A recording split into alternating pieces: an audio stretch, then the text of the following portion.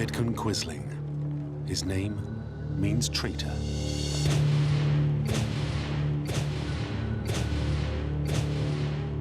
To be a Quisling is to be a Judas, and few men were more of a Nazi collaborator than this man.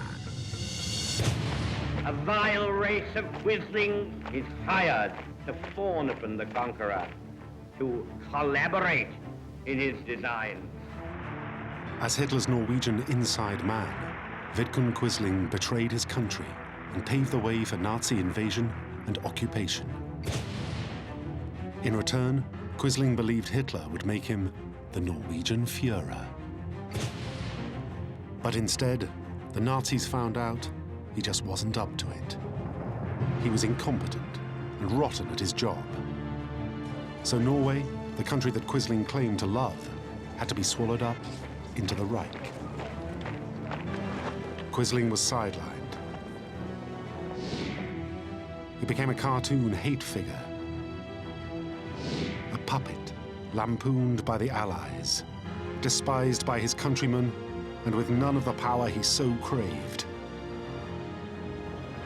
How did Vidkun Quisling get it all so wrong?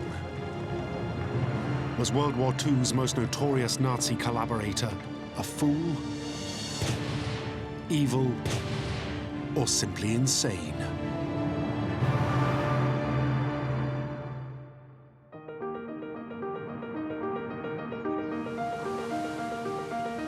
The man whose name would become synonymous with collaboration was born in 1887 in the Telemark region of Norway. The son of a Lutheran clergyman, he had a strict upbringing. After school, he attended a military academy and became a major. Then in the 1920s, there was an event in Russia that would affect him deeply.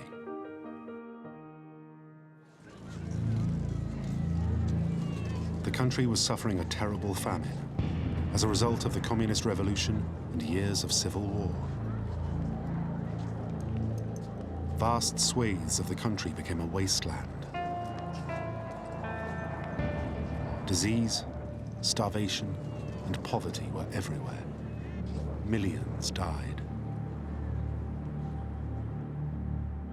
Quisling was sent to the Ukraine to coordinate the relief effort.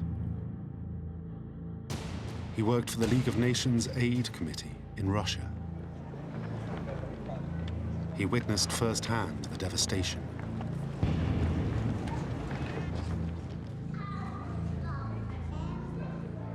In his eyes, suffering and inequality all prospered under communism.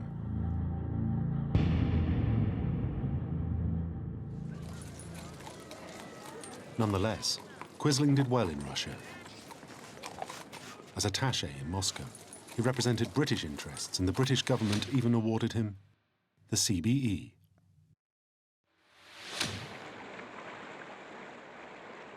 But after he returned to Norway in December 1929, his views on communism became increasingly hard-line. He saw it as a menace that threatened his beloved country.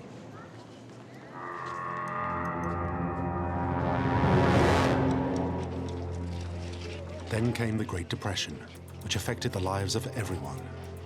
Beginning in America, it spread like a contagion across Europe. Its legacy was the financial meltdown of the whole continent. Millions lost their jobs. Crime increased, and rioting spread.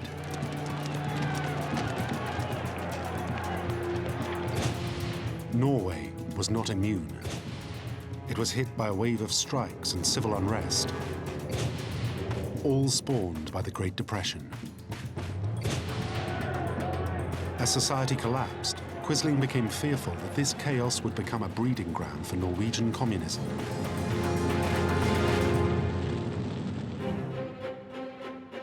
So, he decided to take action and enter politics, using it as a weapon to halt the spread of communism. Then in 1931, he had an unexpected break. A high-level post as Minister of Defense in the government. This was his big chance to do something in his campaign against communism. But he blew it. In June 1931, there was a communist-led strike at a Norsk Hydro industrial plant. Quisling sent in the army, and it didn't go down well. The relationship between Quisling and his fellow ministers soured. Then, after just 2 years, the government fell.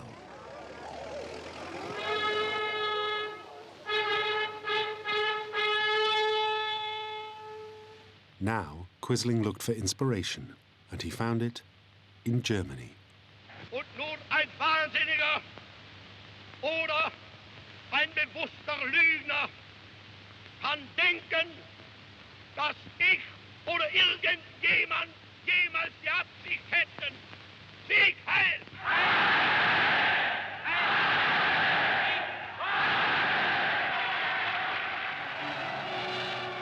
January 1933. Adolf Hitler rose to power. In just 12 years, he had created a successful mass fascist movement. Quisling was smitten.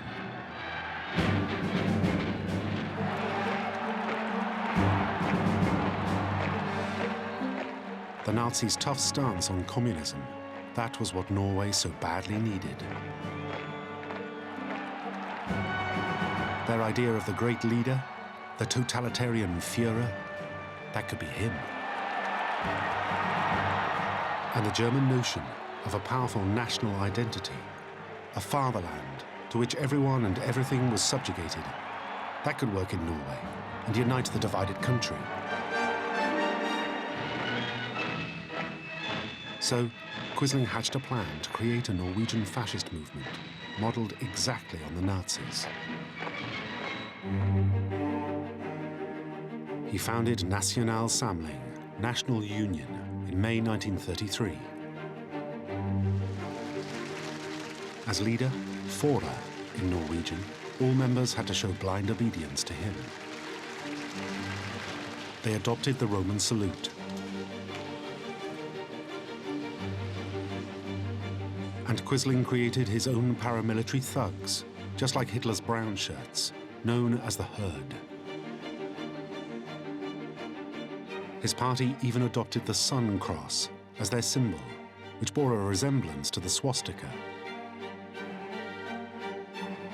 Their uniforms were emblazoned with a flying eagle, just like the Nazi emblem. And in the same way as Hitler had risen to power with a 25-point plan, Quisling drew up a list of 30 things he would change. They included abolishing unemployment. He never explained how. Censoring the press, banning strikes, and the sterilization of undesirables. But Quisling differed from the Nazis in 3 key areas. He never mentioned anti-Semitism, never chose to call his party National Socialist, and he maintained party ties to Christianity. 6 months after he founded it, his fledgling NS movement was put to the test. Norske kvinner, norske menn, å forstå sin tid, gjøre seg dens oppgaver klar. Quisling hit the campaign trail, ready for the October 1933 elections. I sin historiske tale onsdag 25. september sa den tyske rikskommissær til boken. Unlike Hitler, he was no charismatic orator, and the elections showed it. For en fremtidig nasjonal norsk løsning av den nuværende situasjon. His party gained just 2.2% of the vote, not a single seat in parliament, and did just a little better than their detested rivals, the communists. 3 years later, in the 1936 general election, he did even worse. National Samling had completely failed to capture popular support. It remained confined to the margins of Norwegian politics. A lunatic fringe.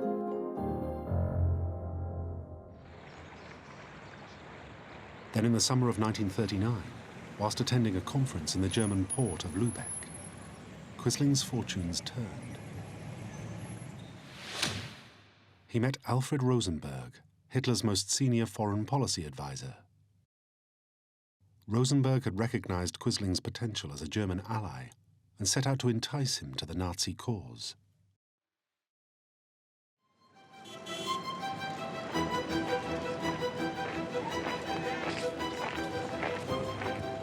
Quisling was taken on a whirlwind tour of Berlin.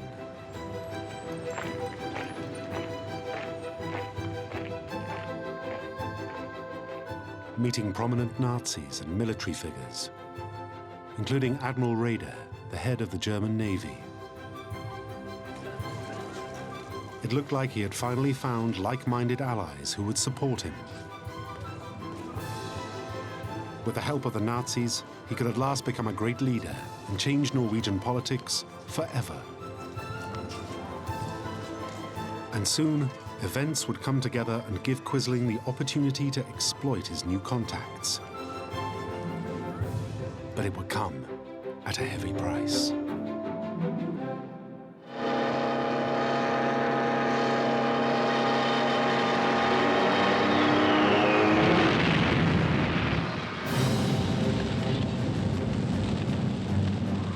September 1939. Britain and France were forced to declare war on Germany. A dark cloud descended over the whole of Europe.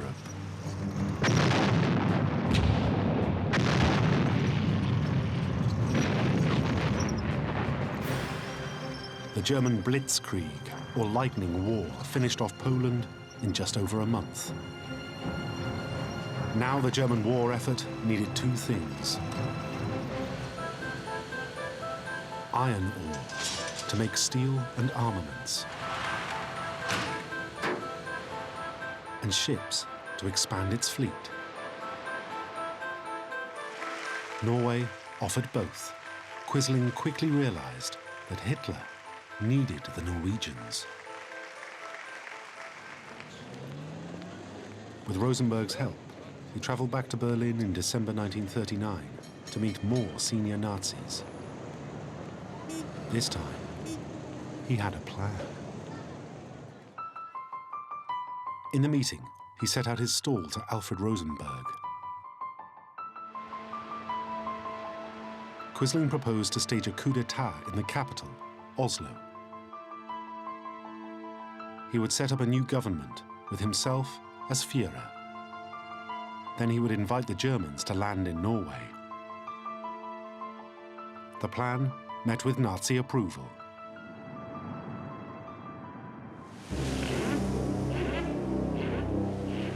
To help the German landings, he gave Admiral Raeder secret intelligence regarding defense agreements with Britain and Norwegian naval forces.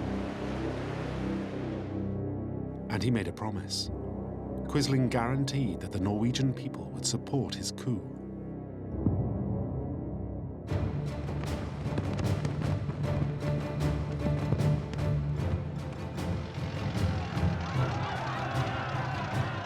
This meeting was a huge turning point in Quisling's life. He was taken right to the top to meet the Führer himself for the first time.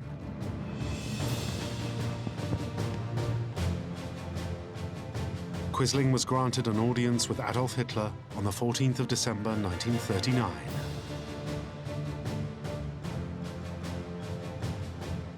Though this meeting was held behind closed doors with no minutes, Rosenberg wrote in his diary that Quisling seemed very satisfied with the talks.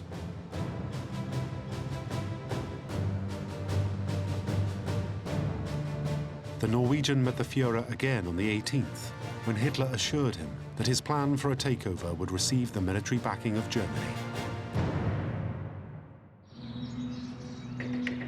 Unbeknownst to his people back in Norway, Quisling had done a deal with the Germans. He would become Führer in Norway, and in return, allow the Germans to maintain a purely military presence to deter any British or French attacks. Quisling was overjoyed. He seemed to have the deal he needed, and his route to ultimate power appeared certain. As he flew back to Norway, the Germans were getting ready. Norwegian insurgents were trained and a list of military targets drawn up. But what Quisling didn't know was that Hitler was planning to take over Norway before he was ready.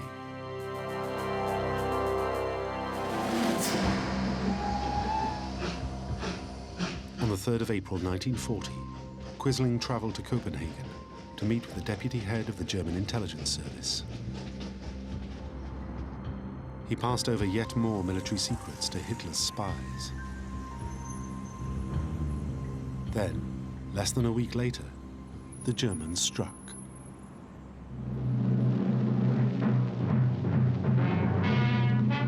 After 7 months, the war has suddenly flared up into a tremendous conflagration with the Nazi invasion of Norway and Denmark.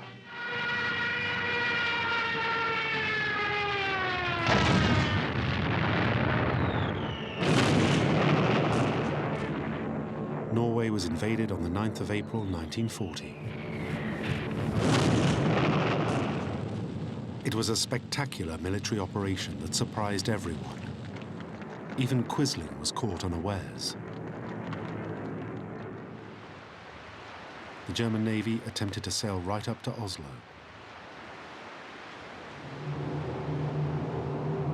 And Luftwaffe transports dropped paratroopers to seize key targets.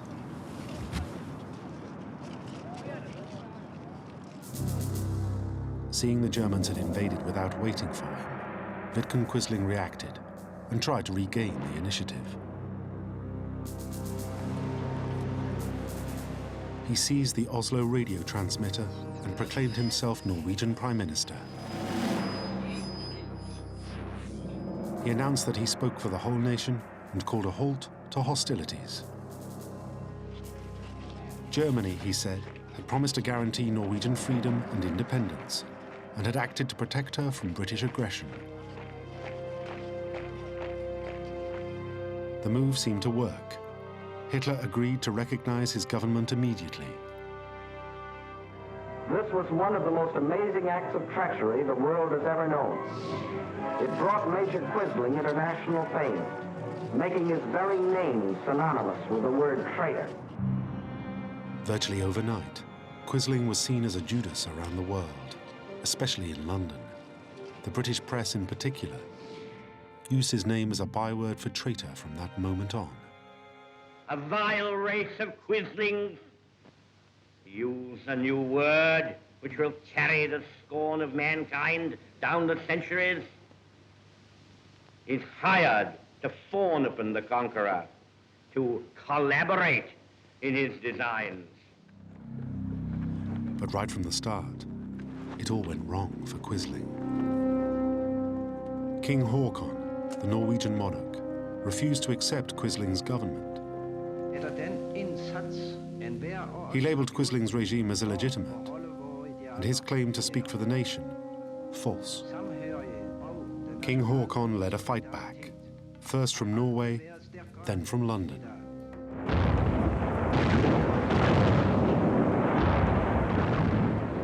Bitter fighting continued, especially in the north around Narvik, a vital strategic port, crucial for the transportation of iron ore.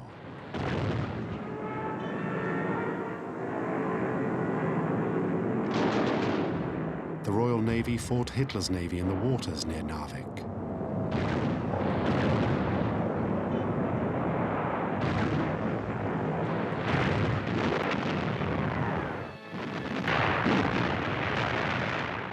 On land, Norwegian ground forces fought alongside British, French, and Polish troops in the mountains that surrounded the port. It was all a massive embarrassment for Quisling. It showed that he didn't have the situation under control.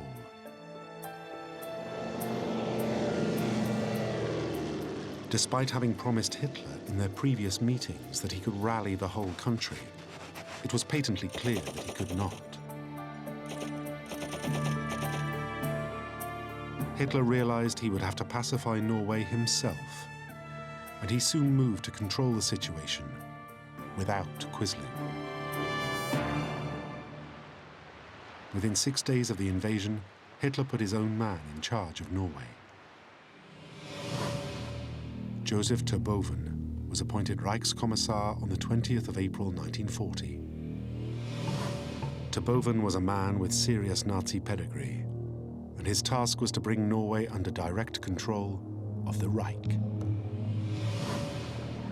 He became the supreme authority, and he was good at his job.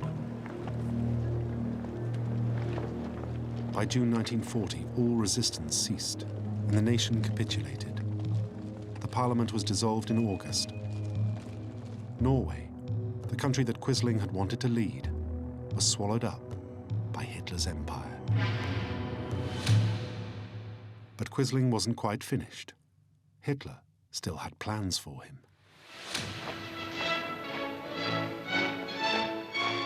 Terboven was ordered by Hitler to work with Quisling and create a temporary puppet government with a facade of legality.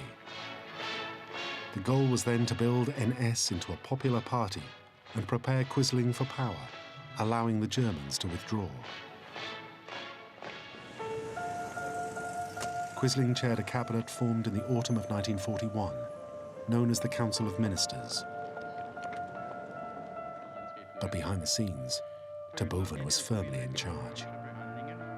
Together, he and Quisling set about Nazifying Norway. Now Norwegians would find out what life under the Nazis was like. Political parties were banned, as were public meetings. The press was censored, free speech outlawed, and the population was told rationing would be introduced. Quisling approved all of it.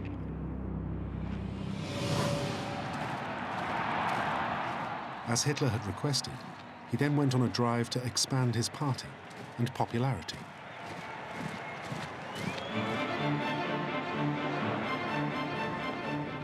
Once again, Vidkun Quisling hit the campaign trail.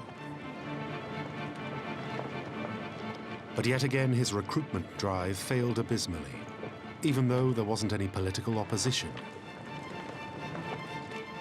Quisling could still only muster some 20,000 out of the 100,000 members he aimed for. It was another embarrassment for the self-styled Führer, and more proof that he wasn't the popular leader he claimed to be. The Nazi strategy to build him up was failing. But he still had grand plans. In 1941, Heinrich Himmler himself had come to Oslo to see the inauguration of the Standarte Nordland, an SS military unit grouping Scandinavian volunteers in SS Division Viking.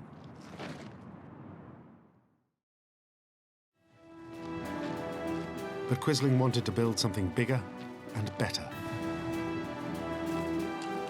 He wanted to show Norway was indispensable to the war effort and win Hitler's favor. He offered to provide his own personal Führerguard of Norwegian volunteers.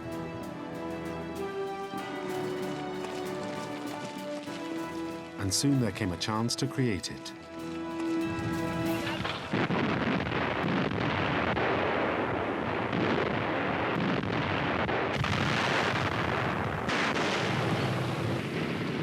June 1941, Operation Barbarossa. Hitler's much-awaited invasion of Russia finally began. It should have been the perfect excuse for Quisling to create his own elite fighting force. But his rival Terboven beat him to it.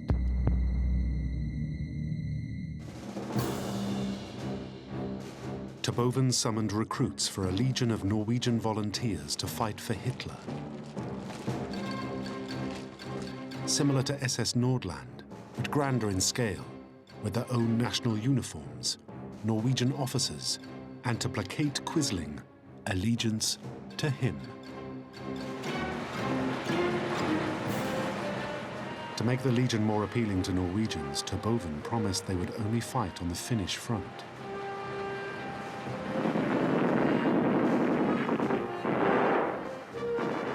Quisling had no choice but to endorse his rival's legion. He urged all Norwegians to join.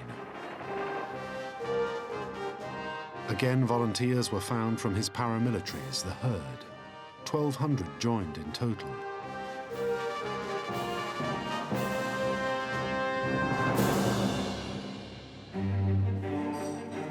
But in the end, nothing happened as he had wanted. The unit never wore Norwegian uniforms, but German SS uniforms instead. They were made to swear an oath of allegiance not to Quisling, but to Hitler.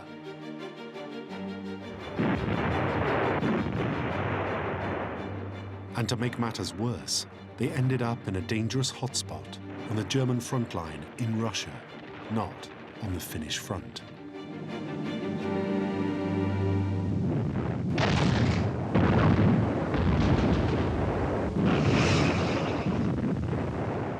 The Norwegian legionnaires saw action around Leningrad.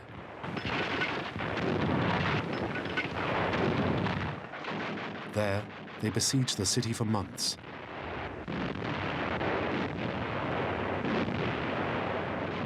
It was some of the toughest fighting in the whole of Russia.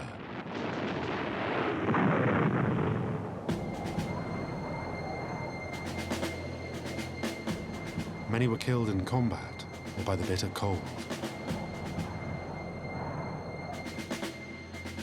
What's more, the SS High Command complained about their attitude.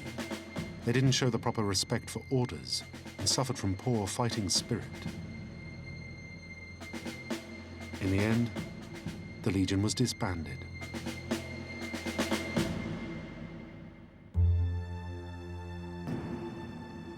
Not only had Quisling's idea been hijacked and the Norwegian Legion failed, but all it had achieved was to deplete the numbers of his NS party even further. The more party faithful were killed, the more his power base was shrinking. And yet again, he had failed to please the Nazis. Meanwhile, in London, events were occurring that would discredit him even more and see his grasp on power slip still further.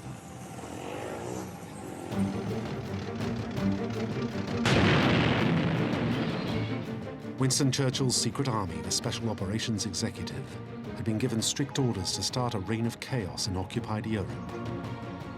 It was held by the Norwegian government in exile.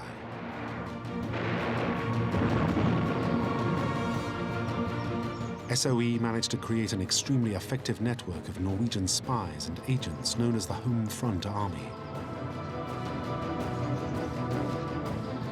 The Home Front Army began to plan sabotage and assassinations of NS members and Nazi sympathizers.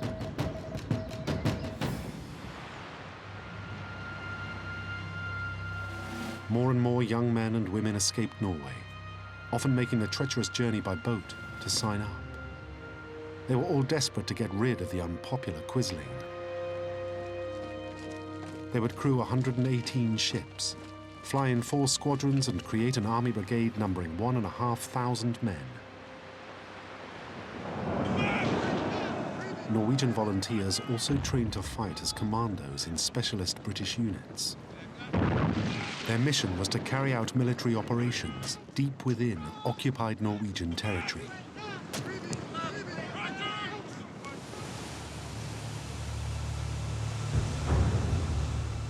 March 1941 saw the first chance to hit back at Vidkun Quisling.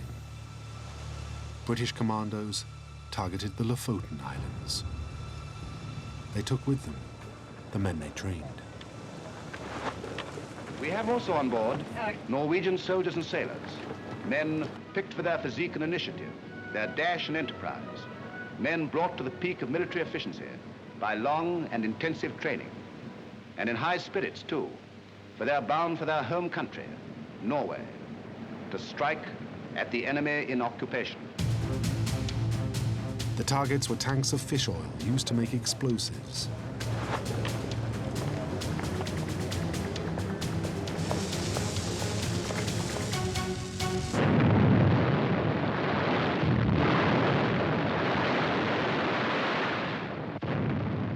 The operation was a tactical and propaganda success. And that's Hitler's cod liver oil going up instead of down. Stacks of barrels of the precious liquid, vital for the Nazi war machine, are broken open and tipped into the harbor. Other parties have different work to do. The rounding up of Germans and Quislings and marching them off for interrogation.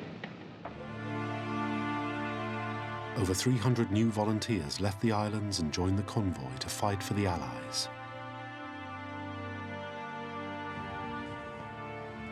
The raiders even made a joke at Hitler's expense and sent a telegram teasing the Führer before they left. Herr Hitler, reference your last speech. I thought you said that whenever British troops land on the continent of Europe, German soldiers will face them. Well, where are they? 300,000 German troops, badly needed elsewhere, had to be garrisoned in Norway doing nothing, simply to deter further Allied raids.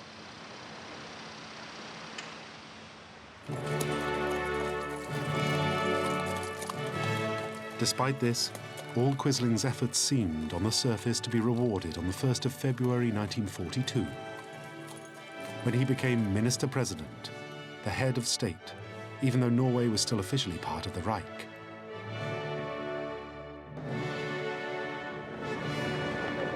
He had all the trappings of power, a title, a sumptuous residence, and his head on the national postage stamp.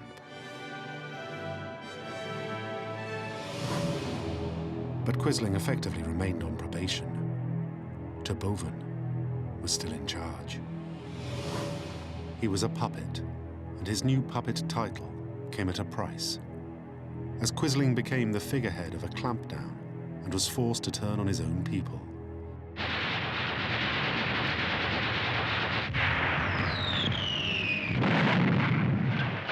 Throughout 1942, the British attacks against Norway continued. And it wasn't just the commando raiders who inconvenienced Quisling. The home front army resistance movement inside Norway was growing in strength.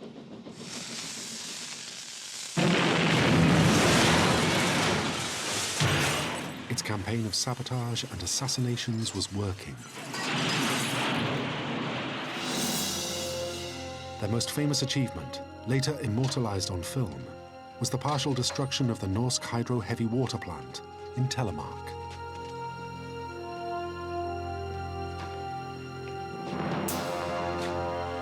It was one of a number of daring attacks right under the Minister-President's nose.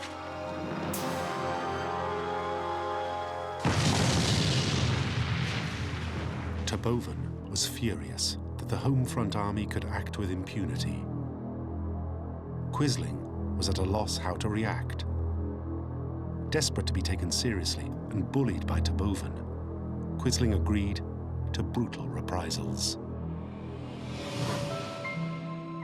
6 commandos captured trying to sabotage the heavy water plant on a previous mission were executed. Murdering uniformed special forces was a war crime, which went against the Geneva Convention.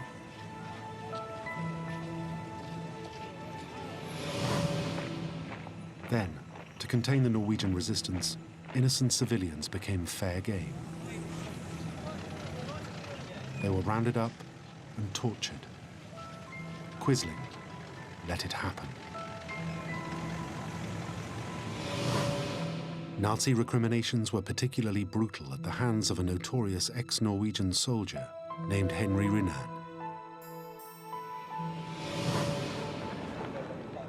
Renan worked for the SS secret police, the SD.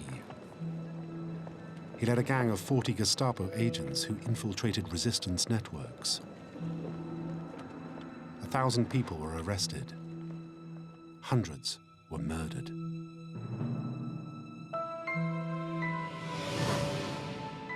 Then in October 1942, Quisling went even further. He cooperated with the crime that made the Nazis so infamous.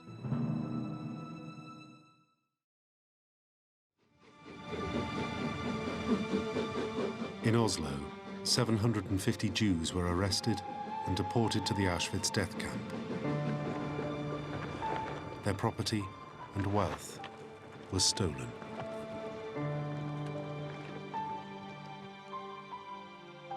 Quisling's involvement made him even more unpopular. In the eyes of Norwegians, he had now sold his soul.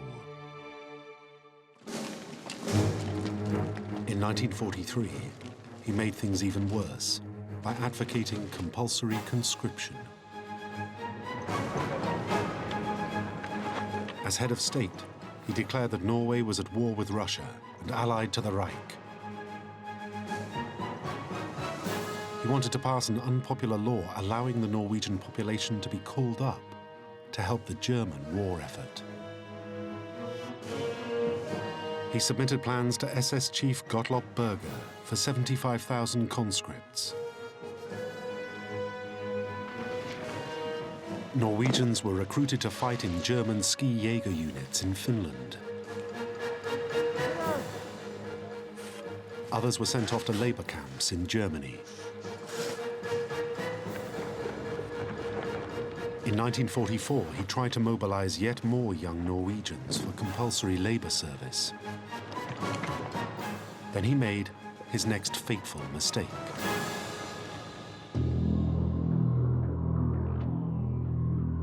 A popular Norwegian police chief, Gunnar Eilifsen, refused to execute 2 girls who had avoided compulsory labor service. The police chief was killed for insubordination. Minutes from a meeting with Terboven show that Quisling justified the use of capital punishment. Quisling's behavior was all the more incomprehensible, given the way the war was going.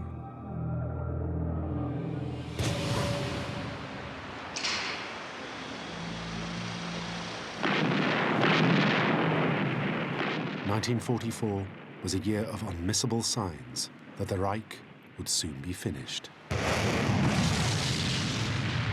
Over that summer, Germany suffered 2 simultaneous body blows. In the west, the Allies landed in Normandy.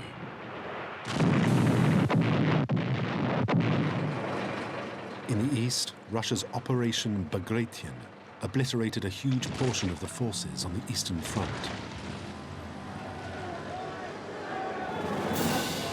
All the other Hitler collaborators around Europe had gone by now too.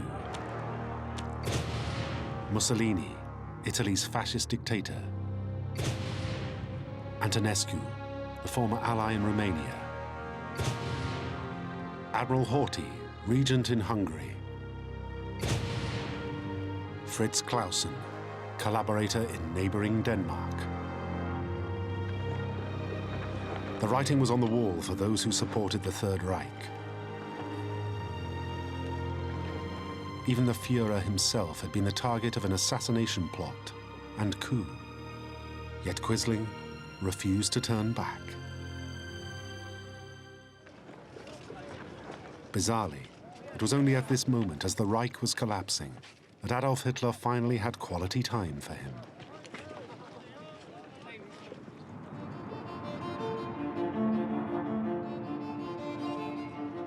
Even though the end seemed inevitable, he was summoned to meet Himmler and Hitler again in January 1945. The Nazis pulled out all the stops. Quisling saw Hitler no fewer than 3 times during his official state visit. He was whisked off to meet Goebbels and Ribbentrop too. At long last, he was finally being treated as a proper head of state. Quisling seemed to recover some of his statesmanship. He was determined to try and do a deal with Hitler one last time, to finally negotiate with him and regain independence for Norway. His idea was for a grand alliance uniting all Germanic peoples after the war. In exchange for its membership, a peace had to be signed with Norway, guaranteeing its independence. But Quisling's plan was hopeless. It depended on Germany winning the war, which was clearly not going to happen.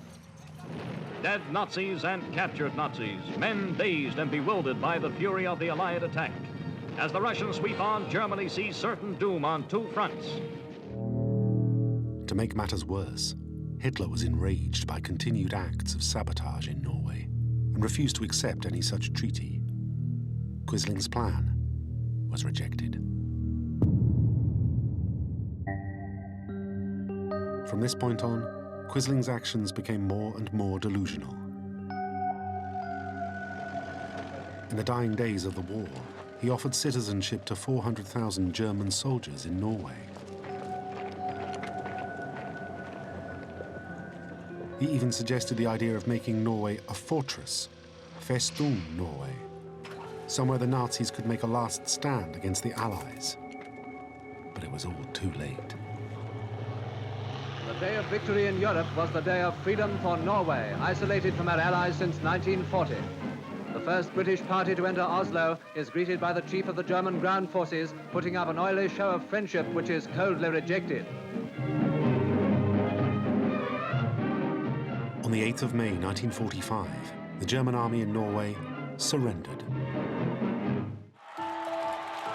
The 40,000 home front forces emerged from hiding and joined the liberators.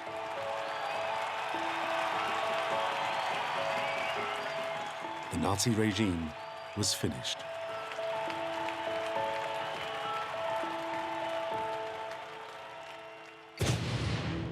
Joseph Terboven blew himself up in a bunker with a hand grenade. But Vidkun Quisling remained in a dream world. Incredibly, he thought he could form a working relationship with the home front forces. He received a curt reply from King Haakon's representatives. Hand yourself in or expect to be taken by force. The next day, a dazed and confused Quisling handed himself in at an Oslo police station.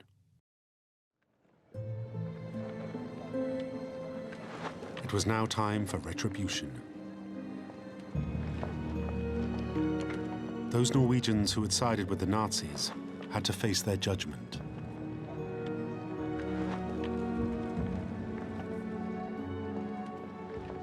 Henry Rinnan, the brutal police enforcer, faced his fate with a chilling smile. But Norway's former leader tried to put up a fight. In August, Quisling's trial began. It was held in a temporary courthouse in Oslo, created especially for the occasion. The eyes of the world's media were focused on Norway. Quisling welcomed the chance to set the record straight. He wanted to explain how the Norwegian people had got it all wrong, how he had tried to protect them from Terboven, not act as an agent of the Nazis. The prosecution was so bemused by Quisling's reasoning that they had him assessed to see if he was insane. The psychiatrists eventually determined he was not. He was charged with treason, orchestrating a coup, ordering Norwegian soldiers to down arms, and assisting Germany's war efforts and occupation. What's more, he stood accused of killing Norwegian patriots, like the police chief, Eilifsen. The prosecution called for the death penalty. Quisling would never accept he had done anything wrong. He maintained he had always tried to secure Norwegian independence. As his trial went on, more evidence began to stack up against him. Theft and embezzlement were also added to the list of crimes. But questioning quickly returned to his contacts with German Nazis and the matter of treason. Especially his meeting in Copenhagen, days before the invasion. Quisling flatly refused to admit any knowledge of the meeting and denied any prior knowledge of an invasion. Later, Further evidence was submitted proving that he had met with Admiral Raeder, who had planned the German invasion of Norway. Quisling hit back with some impressive character witnesses who spoke up in his defense, but they could not defend his actions under the Nazis. His defense collapsed. Then, a key Jewish witness delivered more damning evidence. Leo Eitinger spoke at length about the deportation and gassing of Norwegian Jews. Quisling had been complicit in their deaths. In his final statement, he said, "I have been guided by two considerations: my love of Norway and my love of the Norwegian people." The judges withdrew to contemplate the verdict. Vidkun Quisling was sentenced to death on the 10th of September 1945. He had been found guilty of treason, murder, and theft. He was in shock.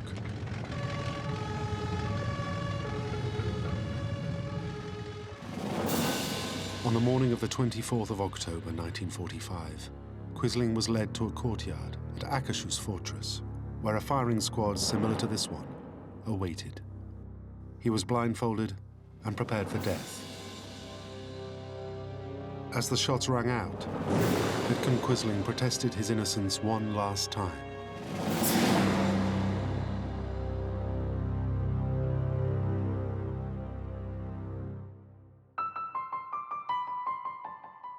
Right until the moment of death, Vidkun Quisling remained convinced he had done nothing wrong. But the truth was different. In fact, he was almost driven mad by his own contradictions. He was the patriot who betrayed his country, the nationalist who let his country be taken over, the man who loved his people but also oppressed them. He was the figurehead who claimed to speak for a whole nation but spoke for no one. A man of faith who was complicit in the murder of Jews. Vidkun Quisling was convinced he could rally millions, but failed. And thought he could deal with Adolf Hitler, and was wrong. In the end, these contradictions tore him apart, and he paid for them with his life.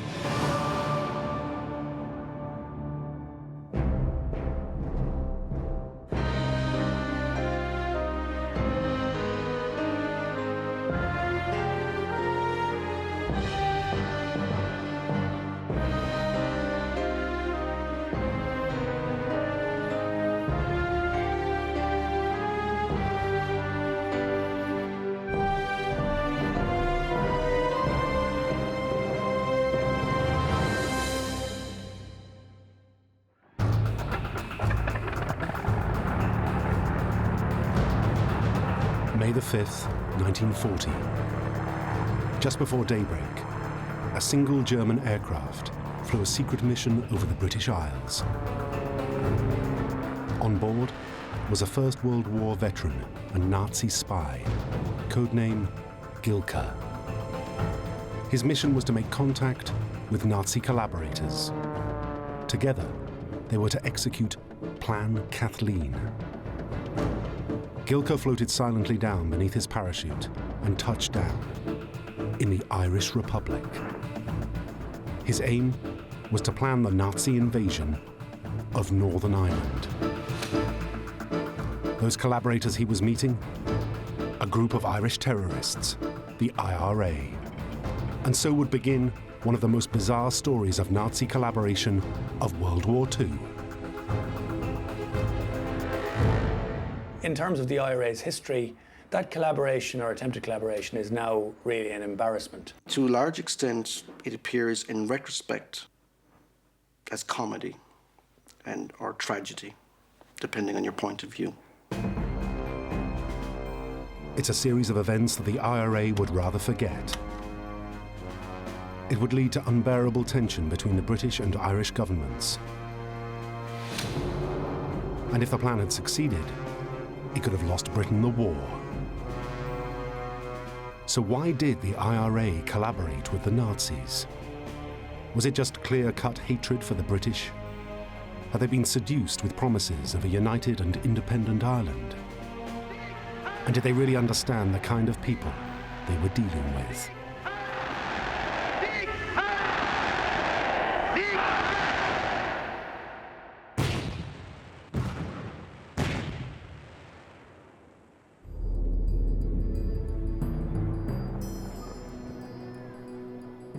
Just 8 months before the outbreak of World War II, a series of terrorist attacks, as skillfully coordinated as any by al-Qaeda, were felt all over England.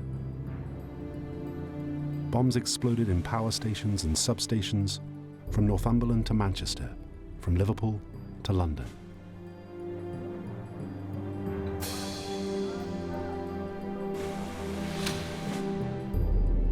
This was the work of the IRA, the Irish Republican Army, the notorious terrorist group fighting for a united Ireland. And this campaign was part of something that they called the S Plan. S stood for sabotage. In Britain, there was outrage. In response, the police arrested 66 terrorists and seized 1,500 sticks of gelignite, along with 2 tons of the highly explosive potassium chlorate. But the bombing went on.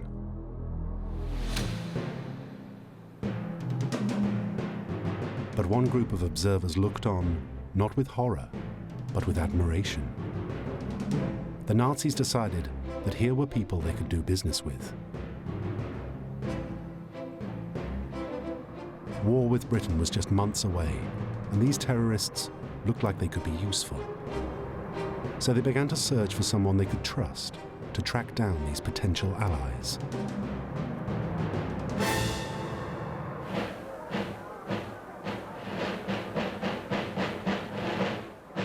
The man they found, Oscar Faus, had made his name fundraising in the United States of America on behalf of the Nazis.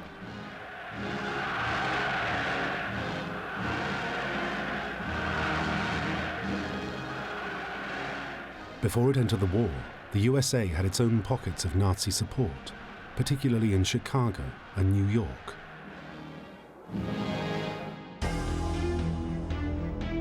Faus's English was good, and when he returned home to Germany in December 1938, he was recruited to German military intelligence, the Abwehr, where he was soon presented with a challenging mission. They immediately sent Oscar Faus to Ireland in February 1939 to make contact with the IRA and to explore the possibility of cooperation. Oscar Faus was ill-informed. He didn't know how to contact the IRA, but nonetheless, by a roundabout route, he made contact with the IRA. Eventually, he met the 2 most senior members of the organization, Chief of Staff Sean Russell and Head of Bomb-making Seamus O'Donovan. Both Russell and O'Donovan were veterans of the Irish struggle for independence. All of Ireland had been under British rule since 1801. On Easter Monday 1916, hundreds of members of the Irish Republican Brotherhood seized key locations in Dublin and proclaimed the Irish Republic independent of Britain. O'Donovan and Russell were officers in the Dublin Brigade of the IRB.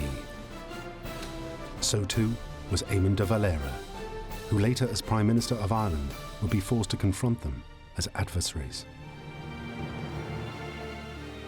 The rebels were no match for the British armoured cars, artillery and machine guns. After 7 days of fighting, the Republicans were beaten.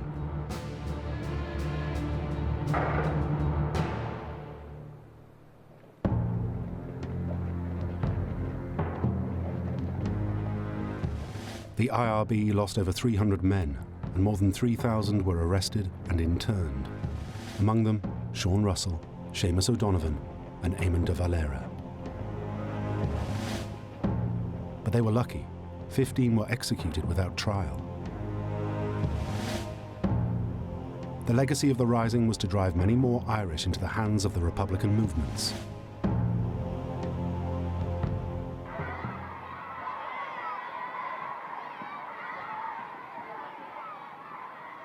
In 1920, all IRB prisoners were released. The group was renamed the Irish Republican Army, and it began a bloody guerrilla war with the British. After fierce fighting and over 5,000 IRA deaths, a truce was agreed. In 1921, the Anglo-Irish Treaty was signed, creating an independent Ireland in the south, but the 6 counties of the north would remain under British rule.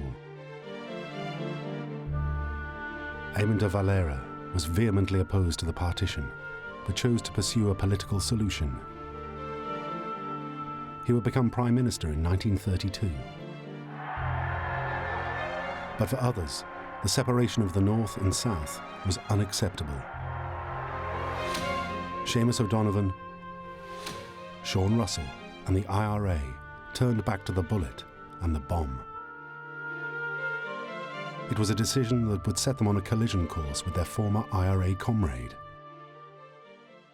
As far as the IRA are concerned, they are as opposed to the government in Dublin, which they saw as puppets of the British, as they are to the British continuing to control Northern Ireland.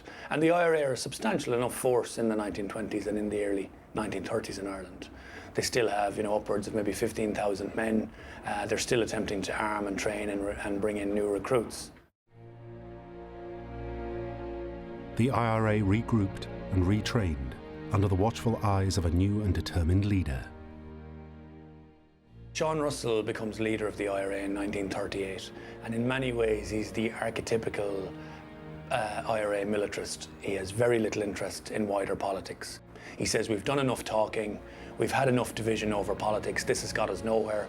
What people want from the IRA is a campaign to drive the British from Ireland. He comes to leadership in the IRA by promising a campaign. Sean Russell, now Chief of Staff, appointed Seamus O'Donovan as his Director of Chemicals, that is, Chief Bomb Maker. It was they who devised the S Plan. The idea is that they'll be able to cause so much disruption that they'll put Ireland back on the headlines in Britain, that the British public will be forced to become aware of the partition of Ireland, and that therefore they'll put pressure on the British government as a result. But now, as war grew closer, the two became increasingly interested in how Germany could help their cause, and relished the contact with German spy Oskar Faust. They weren't driven by attraction to Nazism as an ideology. They were driven by this nationalist impulse to achieve unification and the ending of partition. And everybody who would assist in that was welcome.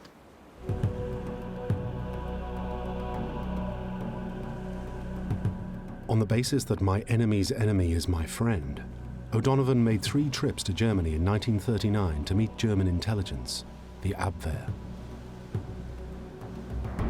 He was always escorted by his new German friend, the Nazi spy, Oskar Faust.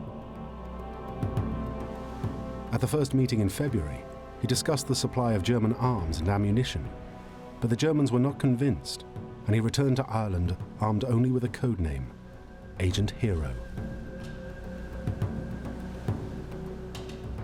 With Oskar Faust, he went back in April 1939, and again in August, where this time he was taken more seriously. At this last meeting at the German Foreign Office was Joseph McGarrity, an American IRA fundraiser. Seen here with Sean Russell in New York City, McGarrity is thought to have provided the cash to fund the S Plan. McGarrity's job was to show the Nazis that there would be cash to back up the IRA's actions.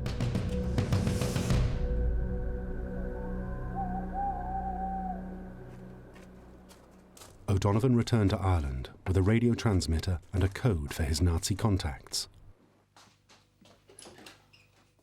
But O'Donovan and Oskar Faust also carried a message from the Abwehr.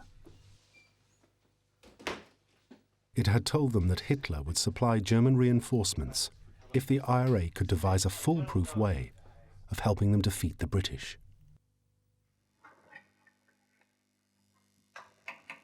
But almost immediately, the relationship got off to a shaky start. The IRA couldn't work out how to reach Germany with the Abwehr radio. The signal was either too weak or was blocked. And it wasn't long before Amin de Valera's Irish intelligence services were listening in. As a result of their incompetence and ineptness and lack of radio training, the Marconi transmitter was quickly located. At that point, there was no communication between Abwehr and the IRA. Though communications had broken down, the IRA would live to fight another day. On the 25th of August, they brought the S-Plan to Coventry. An IRA volunteer left a bicycle outside a shop in the city centre. In the basket was 5 pounds of high explosive. The timer was set for 2:30 in the morning. But the bomber planted the device at midday, and the bomb went off in the afternoon.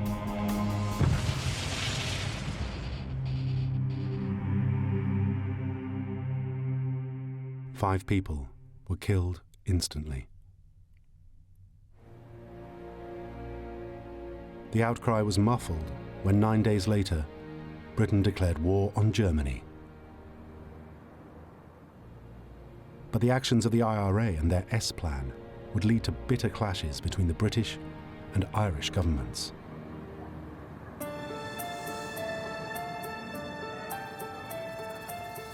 Because the war created huge problems for Irish Prime Minister Amin de Valera. The former IRA freedom fighter knew that it was politically unacceptable to support his nation's former rulers. Ireland had only just won its freedom after years of bloody suppression. Equally, though he was sympathetic to the IRA's demand for a reunified Ireland, he had no intention of reopening old wounds.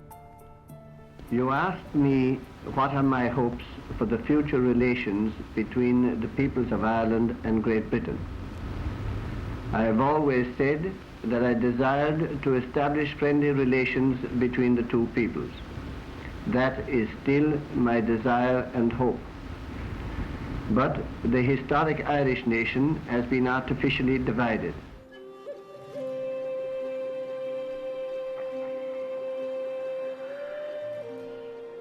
De Valera had to tread a fine political line.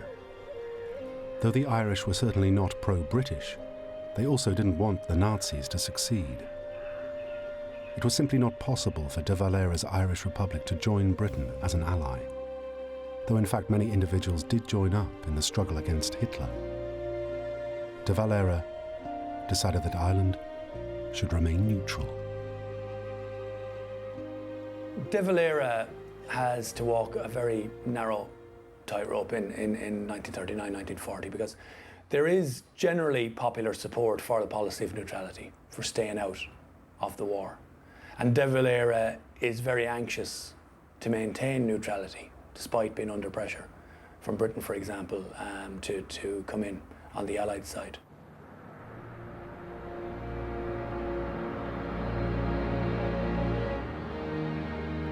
Maintaining Ireland's neutrality would create enormous tension between Dublin and London. De Valera angered the British because the German and Japanese embassies remained open for business in Dublin. They were an obvious security risk. And de Valera also refused to allow the British to use Irish ports as bases, an act that caused great concern in the Royal Navy. While the loss of the use of the Southern Irish ports is a severe handicap to the Navy in its ceaseless life and death struggle in the Atlantic, their acquisition by Germany would be a disaster. The Southern Irish ports were critical because before the war they had kept Britain supplied with food and equipment. In my view, the starvation of this island, rather than its invasion, is still Hitler's aim, and to achieve this, a German seizure of the South Irish ports may well be on his agenda. The threat of starvation was even more likely to succeed because de Valera had allowed German ships to use Irish waters.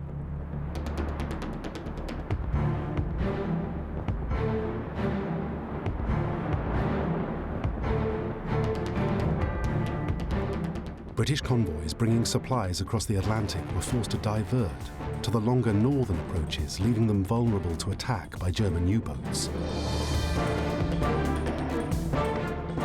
The Battle of the Atlantic would eventually be won, but only after the loss of over 3,500 ships and more than 30,000 men.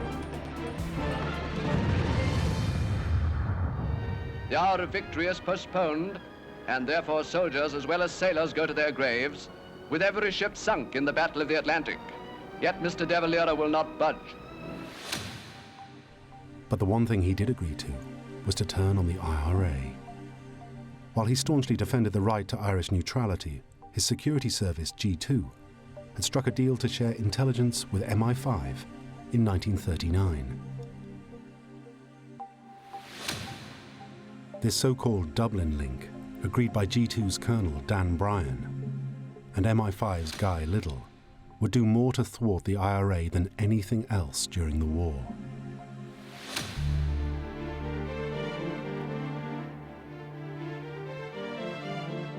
De Valera had his own reasons for being seen to be dealing with the IRA. He regarded them as troublemakers who threatened to destabilize the neutrality of his republic. He knew that any IRA successes would harm his fragile relationship with Churchill. De Valera's government realised that they're attempting to maintain a policy of strict neutrality. If the IRA does assist the Germans, this could be used by the British as an excuse for intervening in the Irish Free State. And in December 1939 came an event that left de Valera in no doubt he had to act. 2 days before Christmas, a crack IRA team raided the Irish Army magazine fort in Dublin and stole over 1 million rounds of ammunition.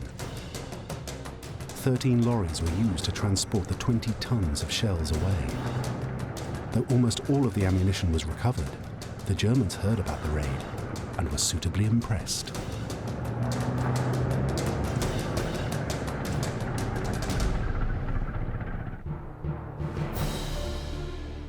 In response, de Valera and his government passed new emergency legislation, nominally to thwart any invasion by the Nazis, but in reality to crack down on the IRA.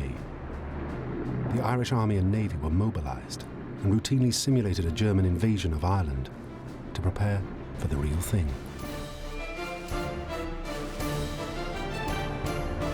Bizarrely, the Irish Army, keen to distinguish themselves from the British, chose a uniform with a Germanic style.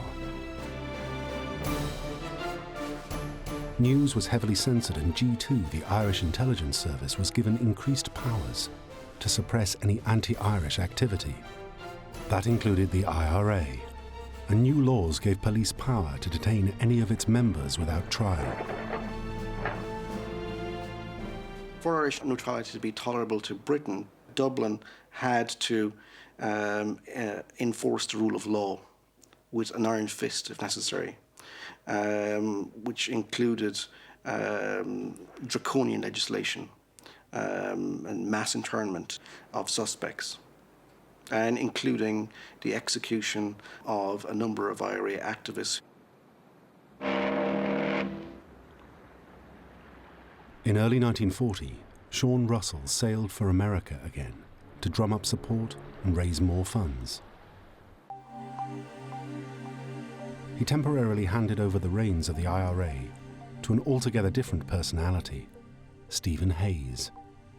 A militant and a risk-taker, his behaviour was compounded by his fondness for alcohol. He is out of his depth very quickly, I think. He's always on the move. He's wanted by the Irish government. He's going from safe house to safe house. He's head of an organisation that's under intense pressure. He seems at this stage to have dealt with very small numbers of people, not really had a complete picture of what was going on. Stephen Hayes' first act was to intensify the Bloody S campaign.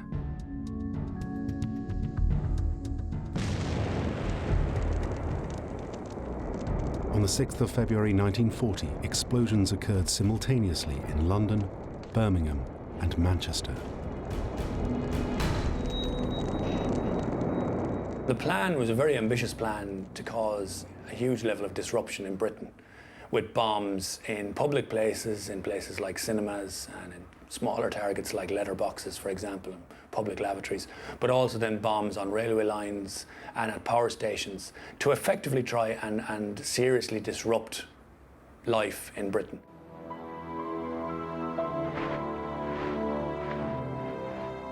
Hayes' Night of Terror raised eyebrows in Berlin. The Nazis were becoming concerned about the S-Plan's lack of focus. They wanted the IRA to concentrate on military targets in Northern Ireland, but Hayes and O'Donovan seemed more interested in plain terror.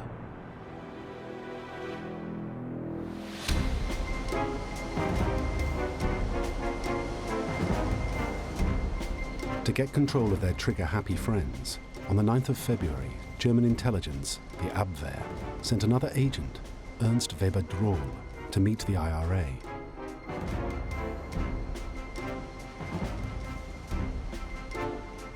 A former circus strongman, Drohl landed in Killala Bay, County Sligo, on board submarine U-37. In his rubber dinghy, he brought a more powerful radio transmitter, $15,000 in cash, and a message from Germany requesting the IRA to stop bombing civilians. What Abwehr would have preferred was that the IRA would have concentrated their activities in Northern Ireland against British military installations to generate broad public support in the nationalist communities north and south, and therefore create, in effect, a rebellion in British territory.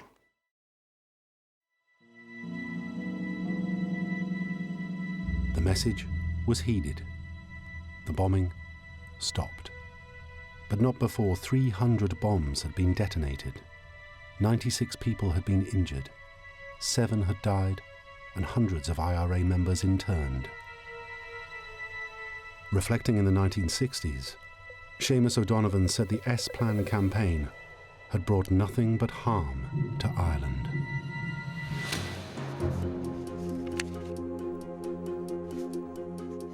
Now the unpredictable Stephen Hayes knew that if he wanted Nazi support for his war, he would have to try a different approach. So he decided to offer the Germans something entirely new. He ordered one of his men, Stephen Held, and the Nazi spy, Oskar Faust, to deliver a plan he'd been working on.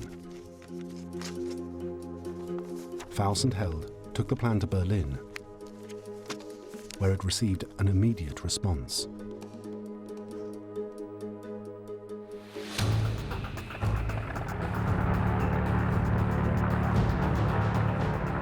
That was why, on the 5th of May 1940, a lone German Heinkel was flying over the Irish Republic.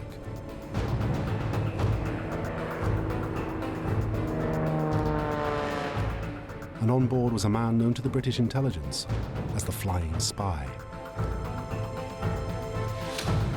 Hermann Görtz was a German intelligence officer who had spent 3 years in prison in Britain before the war on suspicion of spying. Now he had a new mission. Görtz's codename was Gilka. Gilka had studied the dossier sent by Stephen Hayes to Germany.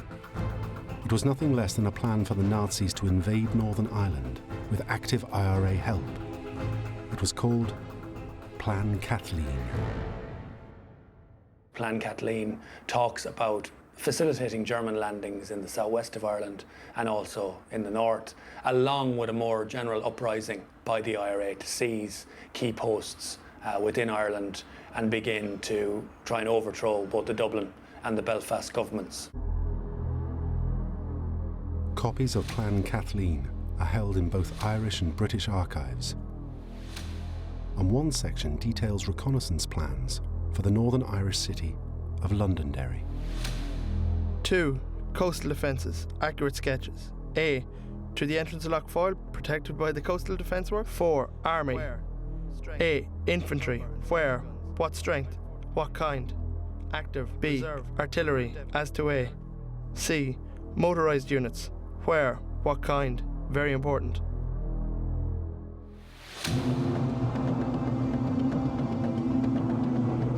Gilker was to establish a secure link between Ireland and Germany and to work with the IRA to plan attacks on British military targets as preparation for the full-scale invasion of Northern Ireland.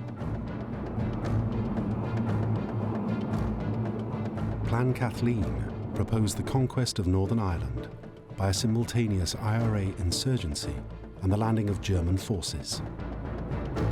50,000 Germans were to be dropped in the north, while over 30,000 IRA fighters were to be concentrated on the Irish border near Lough Erne. Together, they would sweep through Ulster and destroy all British forces.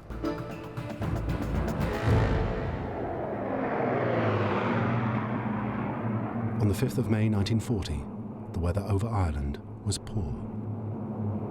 According to his post-war statement, Hermann Görtz was supposed to land in Northern Ireland. In fact, he touched down about 80 kilometers to the south. During the descent, he lost his radio transmitter and the shovel he'd been given to bury his parachute and uniform. But to his credit, he marched for 5 days to an agreed rendezvous point, even asking the police for directions, still wearing his uniform. Seamus O'Donovan met him and spirited him away to a safe house.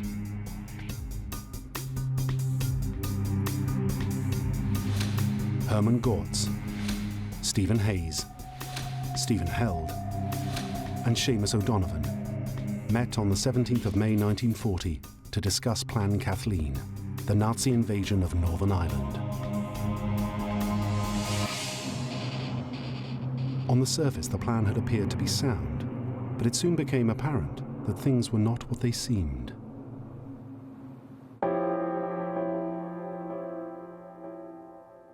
Hayes had exaggerated the IRA's strength.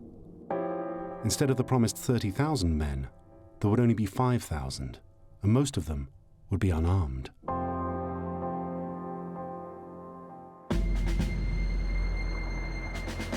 Worse still, the IRA had completely underestimated the strength of the opposition. Görtz later revealed that Plan Kathleen gave no thought to where or how the coast of Northern Ireland was fortified, how German troops were to be brought to Ireland, nor how control of the sea approaches was to be obtained. Plan Kathleen would have been a disaster. I don't believe that Hermann Görtz believed Plan Kathleen was a feasible option. It's quite clear that when he arrived, he was amused initially, horrified eventually. To a large extent, he saw them as dreamers, ineffective dreamers, who lacked strategic realism. After the meeting, Görtz thought long and hard about whether or not the plan could be saved. 5 days later, while he was out gathering intelligence, the Irish police raided the safe house.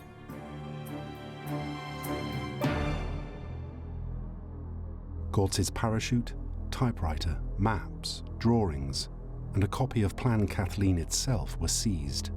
The plan was blown, but Görtz slipped away. However, though Plan Kathleen was dead, the invasion of Northern Ireland was still very much alive.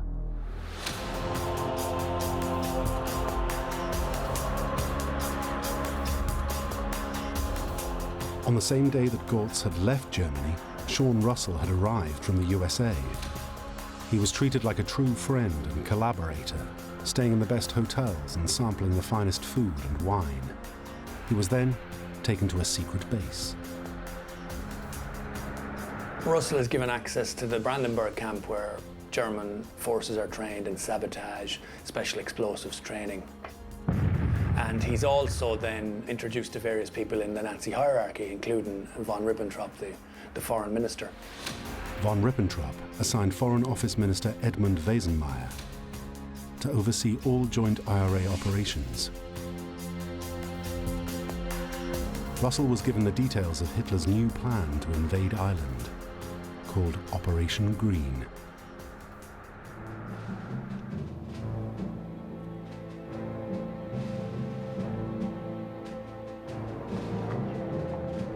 Operation Green was to be carried out in conjunction with Operation Sea Lion, the invasion of mainland Britain. It aimed to tie up British troops stationed in Northern Ireland who might have been sent to reinforce the southern English coast. It would also prevent Ireland being used as a refuge for evacuating troops and would provide a staging post to the Luftwaffe forces to attack northern England. It is not known what role the IRA would have played in Operation Green, though Sean Russell had that information. On the 7th of August, he took it with him to Wilhelmshaven to board submarine U-65. It left Germany for Ireland the next day, but during the trip Russell fell ill and died, it is thought, from a burst ulcer. He was buried at sea.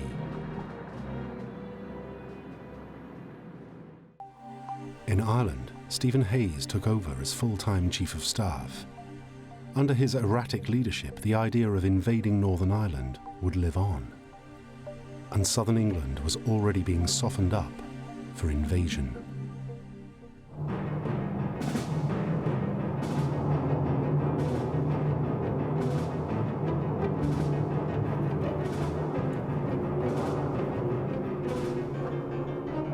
The Battle of Britain was raging.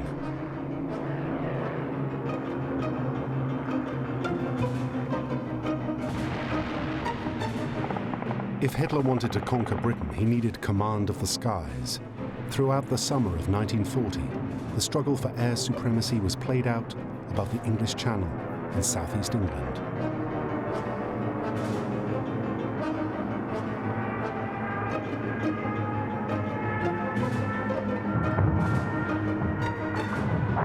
But on the 15th of September, the Royal Air Force inflicted such damage on the Luftwaffe that Hitler postponed his invasion plans.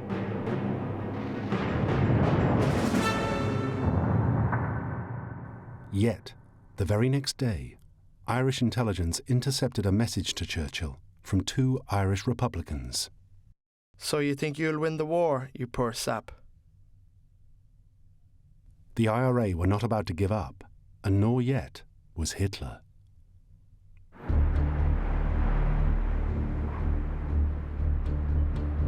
With Operation Sea Lion on hold, Hitler asked the Chief of the Navy and the head of the Luftwaffe for one last report on the likelihood of success of an invasion of Ireland.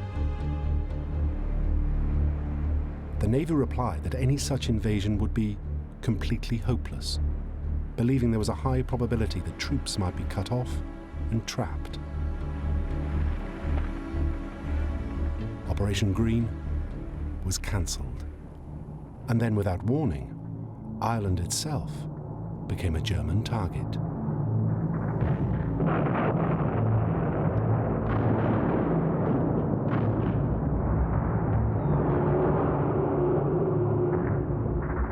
On Easter Tuesday in April 1941, 180 Luftwaffe bombers attacked Belfast.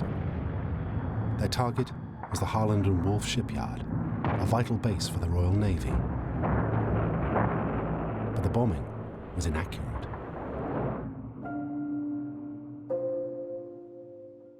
Over 1,000 died, and half the city's housing was destroyed.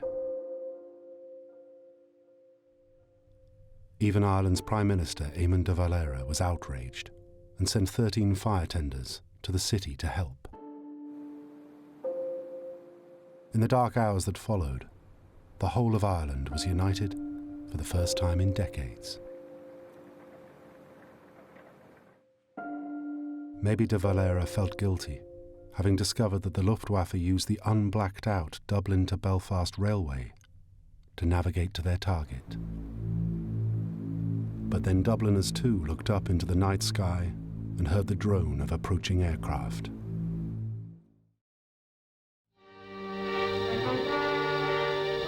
Unidentified warplanes dropped bombs on several occasions in different parts of neutral area. The bombs were subsequently proved, of course, to have come from Germany.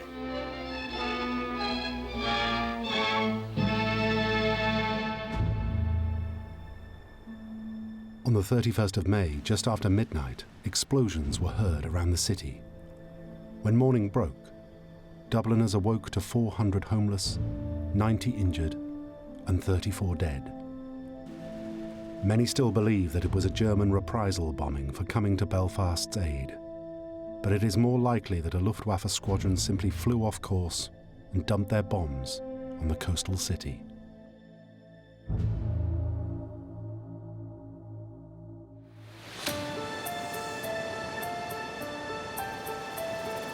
Plan Kathleen had been ditched, Operation Green had been cancelled, and now the IRA's allies had bombed Dublin.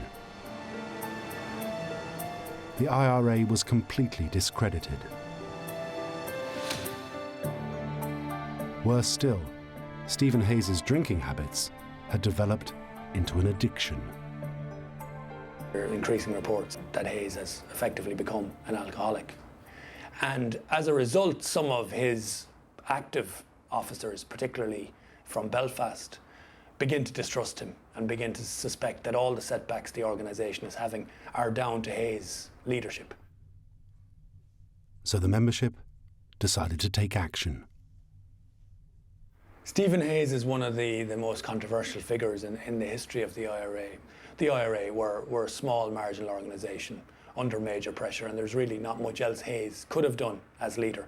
But they suspect that he's a traitor, and during 1941 they actually kidnap him, court-martial him, interrogate him for a long period, and make him confess to having been a high-level spy on behalf of the Irish government. Though no evidence has emerged that Hayes was an Irish government spy, the IRA sentenced him to death. But he escaped and went to the Irish police.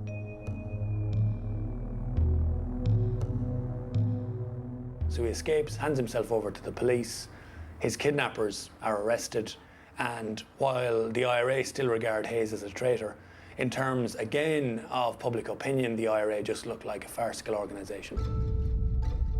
While in custody, the IRA revealed the full extent of Hayes's involvement in Plan Kathleen. He would serve just 5 years in prison.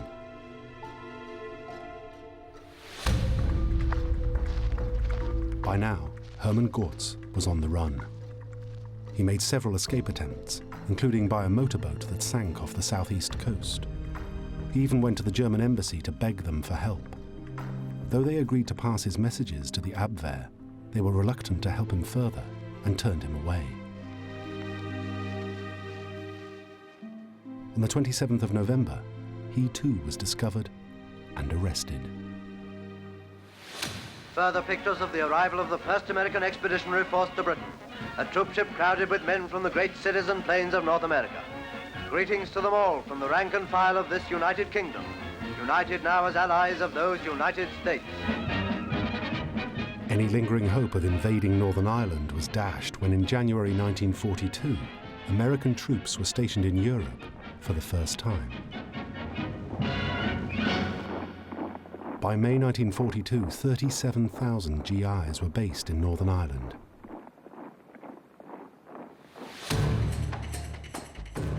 But the IRA still had a point to prove. It had 300 volunteers left in its Belfast unit. Called Northern Command, it was by far the strongest wing of the organisation remaining. There were 26 arms caches hidden over the border in the Irish Republic.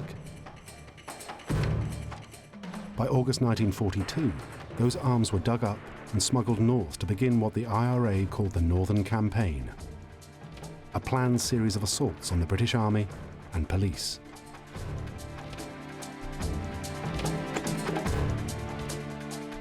But joint British and Irish intelligence operations thwarted their plans.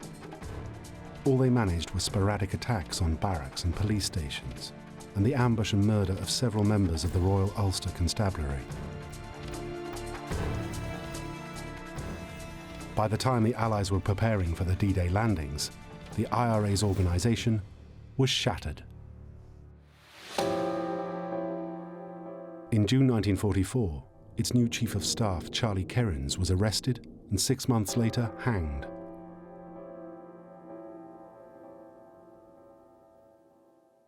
Irish Minister of Justice Gerald Boland boasted, "The IRA was dead, and I have killed it."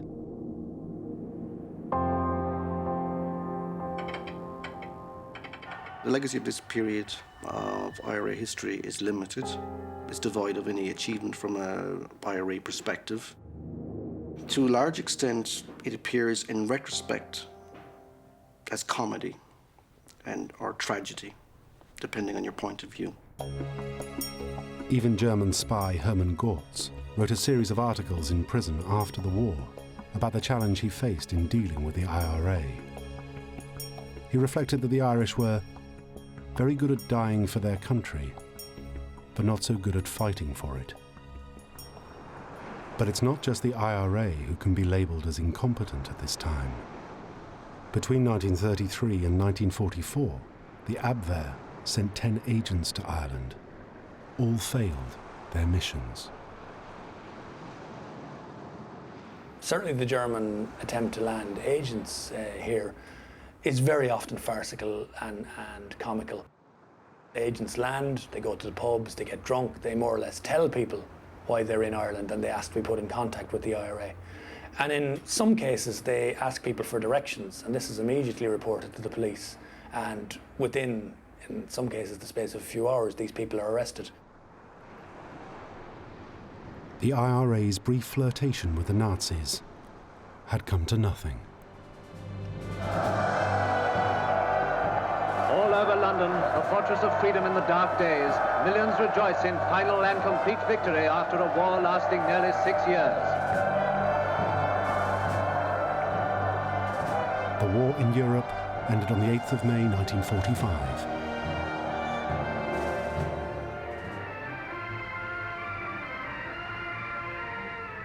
German U-boats surfaced all around Ireland and surrendered to the British.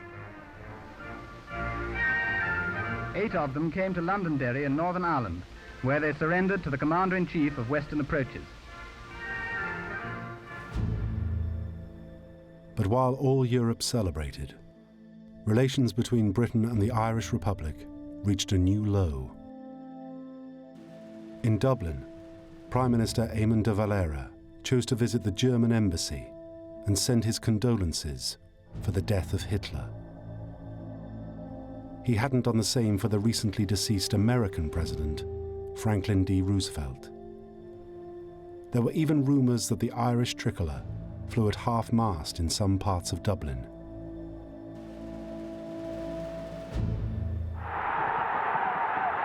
The victorious Winston Churchill attacked de Valera for allowing German shipping to pass through its waters unchecked. This was indeed a deadly moment in our life. And if it had not been for the loyalty and friendship of Northern Ireland, we should have been forced to come to close quarters with Mr. de Valera or perish forever from the earth.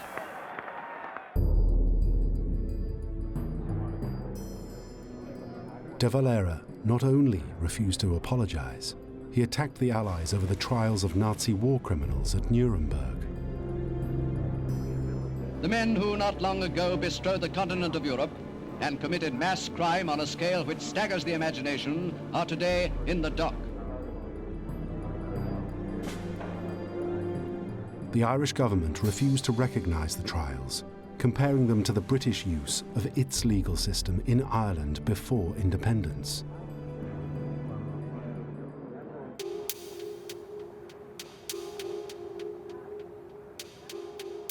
Ireland also seemed to turn a blind eye to those with blood on their hands.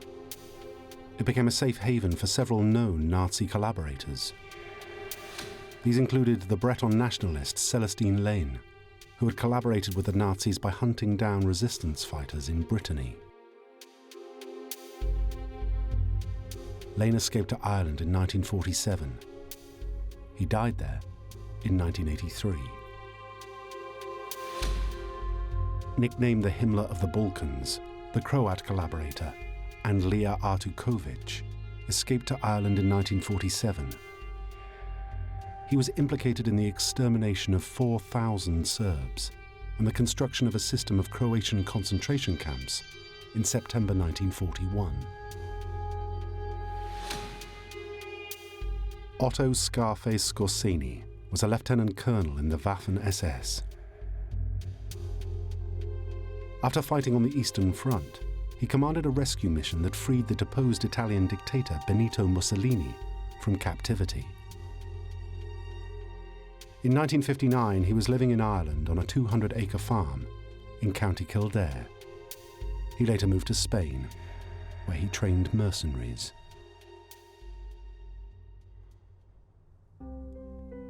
Why was the Irish government prepared to harbour such men? It's a question that is still reluctant to answer today. Since the war, Amin de Valera has often been characterised as a stern, unbending, devious, and even divisive Irish politician. But it's not entirely a fair portrait of him. In fact, de Valera had on occasion helped the British during the war.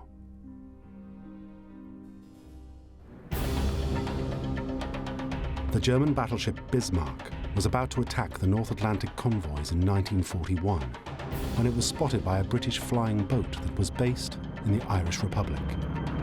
That information was passed on to the Royal Navy, who intercepted and sank the Bismarck.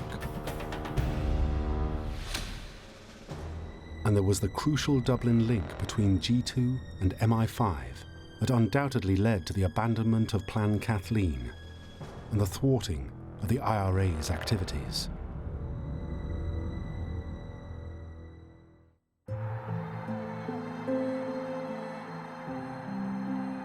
So what of the IRA's role?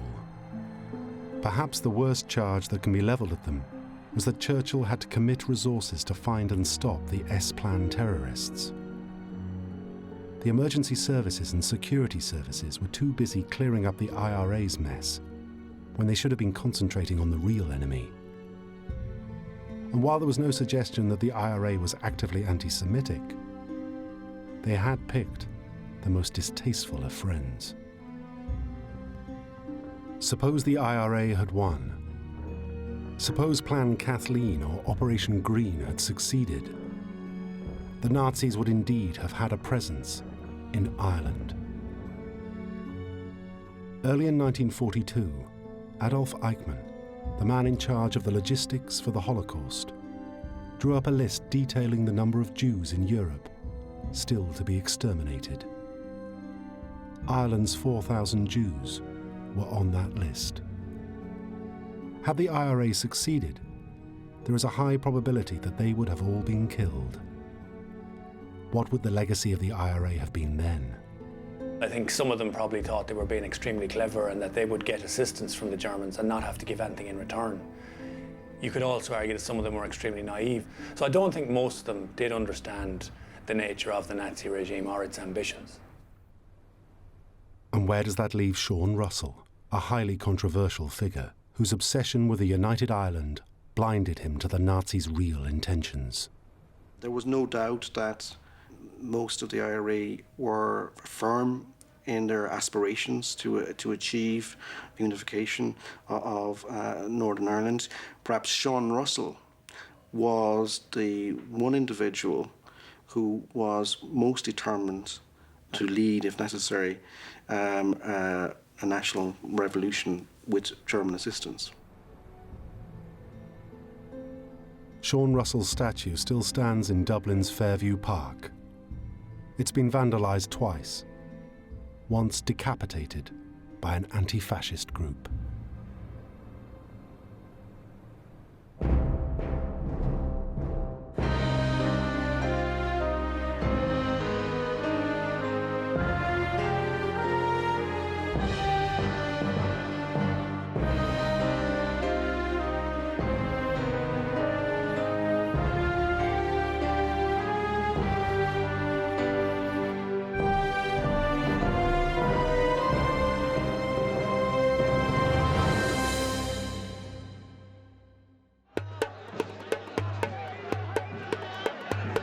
Beirut, 1974. A passionate crowd of Arabs gathers for the funeral of one of their former leaders. Mohammed Amin al-Husseini was a controversial figure throughout his life. A man whose decisions fundamentally affected the lives of his people. At just 26, he rose to claim the title Grand Mufti, the spiritual and political leader of hundreds of thousands of Palestinian Arabs. He is a character who, even now, polarizes opinion, particularly between Jews and Arabs. To many Jews, he is a man who collaborated with the Nazis and provides clear proof that all Arabs utterly despise them. He clearly supported the extermination of millions of Jews. In his own words, he said, "Kill the Jews wherever you find them. This pleases God, history, and religion."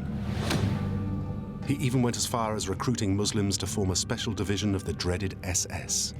The Mufti, as he himself acknowledged very clearly in his memoirs, was perfectly aware of the genocide. He was perfectly aware of the fact that the Nazis were perpetrating a genocide of European Jews.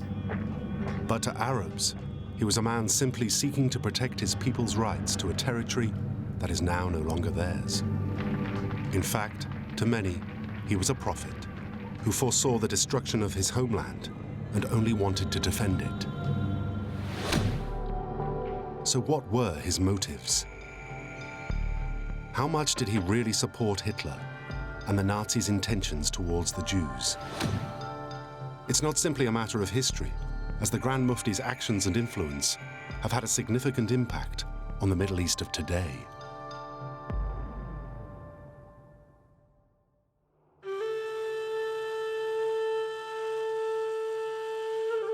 Mohammed al-Husseini's story is rooted in the period in the Middle East between the First and Second World Wars. Al-Husseini was born into a family of wealthy landowners in southern Palestine, near the holy city of Jerusalem, with a long and proud history. At the start of the 20th century, the whole region was largely under Muslim control, with around 400,000 Muslims and as few as 25,000 Jews. The land had been part of the massive Ottoman Empire for 400 years. But during the First World War, the empire was broken up and Palestine was controlled by the British. The British occupied Palestine during the First World War. It didn't exist as a political entity under the Ottomans. But the British decided by the end of the First World War that they wanted to dismember the Ottoman Empire, and it was quite clear to them that Palestine was of tremendous strategic significance in terms of the need to protect Egypt and the Suez Canal from any potential aggressor. During the First World War, the British had made explicit promises to the Arabs in the Middle East that they wanted a new era for the Arab people. They even sent out leaflets in Arabic, proclaiming that they fully supported the idea that Arabs should run their own countries. For al-Husseini and other politically motivated Palestinians, it meant that they were more than willing to help the British cause. You have to remember that Haj Amin al-Husseini was not simply a bystander in the events of the end of the First World War. He worked with the British as an officer in the Sharifian Arab army in Palestine to recruit in the name of the cause of Arab national freedom fighting with the British. He was said to be very pro-British. But this was a difficult time for those Arabs living in Palestine. They were witnessing more and more Jews settling in what they believed was their land. And even worse for the Palestinians, some of those Jews were hardline Zionists, Jews dedicated to the establishment of a solely Jewish nation. It was a situation that al-Husseini could not tolerate.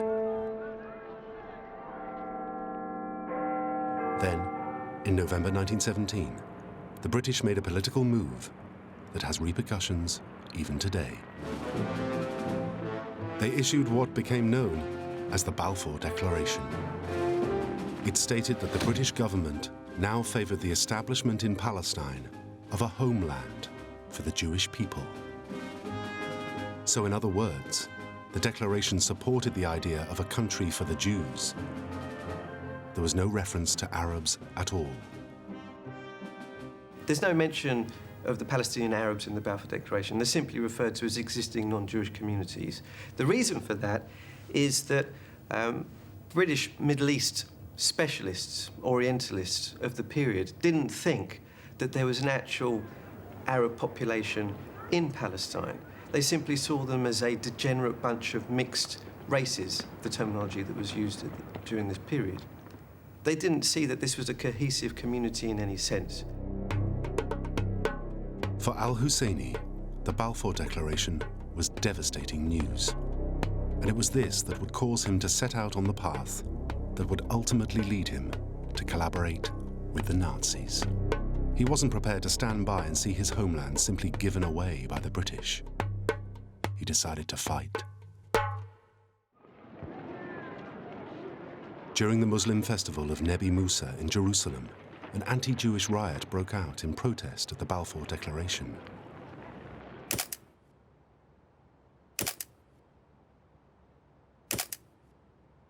This is the first case of large-scale violence between the two communities. Al-Husseini, after the Nebi Musa riots, is accused, particularly by the Zionists, of orchestrating the entire thing. The commission that investigated the course of the riots certainly believed that al-Husseini had a part to play. Afterwards, he was sentenced to 10 years in prison by a military court. But he avoided jail, as he'd already fled the country.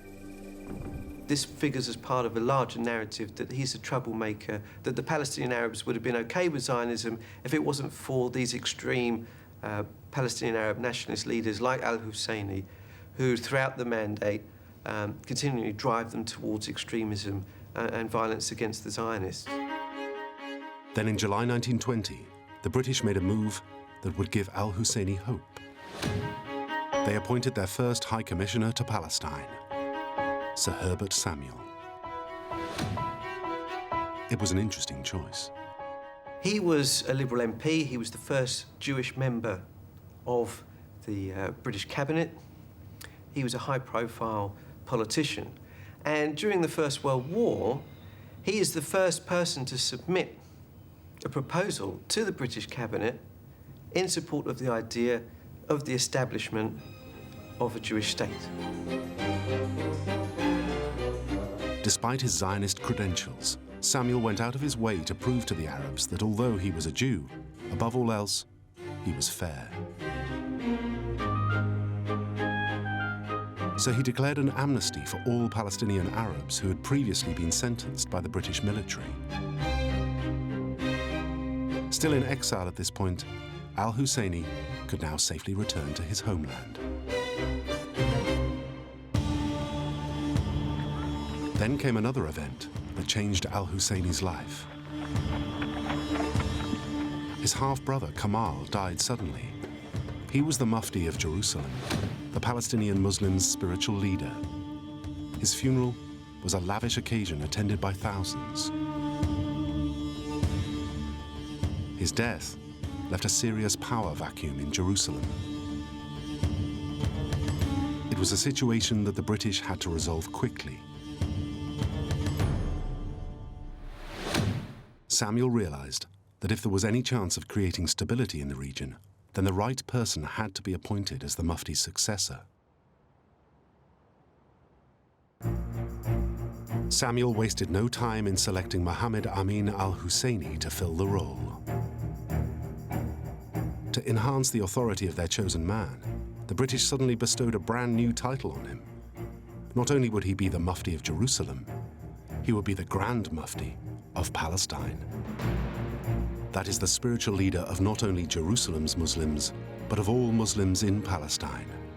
It was a job for which he was barely qualified. The kind of education that would be relevant to the post of Mufti is, of course, religious education in theology. And he didn't achieve this. He started, but he interrupted to go to serve in the army in the First World War and never resumed this education. So he has to be someone who very much learned in the Islamic theology, and that was certainly not the case with Amin al-Husseini. So this person who was designated as the Mufti of Jerusalem and Grand Mufti of Palestine by the British authorities in 1921 was barely 26 years old, so very, very young person for the job. He was such an unlikely choice that even his own people didn't think him fit for the job. He was not even part of the 3 persons that were selected according to the normal procedure by the community of religious persons in Palestine for the job. So he was just picked by the British High Commissioner for Palestine, Herbert Samuel, who happens to be a Zionist himself, actually, who picked just Amin al-Husseini and designated him in this job that the British authorities had renamed Grand Mufti of Palestine in order to stress the fact that this was the highest spiritual authority on the territory of their mandate. But despite his lack of qualifications, al-Husseini took office on May the 8th, 1921.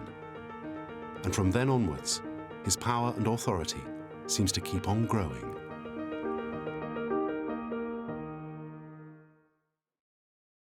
Allahu Akbar, Allahu Akbar.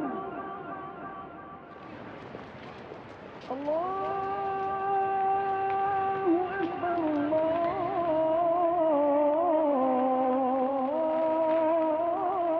Within a year, he'd been elected president of the Supreme Muslim Council. At the age of just 26, he was now both the religious and political leader of the Arab community in Palestine, making him a hugely powerful player in the politics of the Middle East.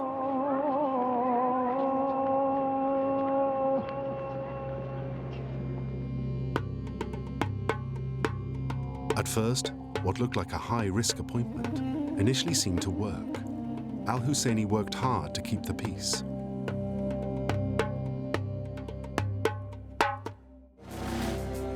Towards the late 1920s, there were regular violent clashes between Palestinian Arabs and Jews.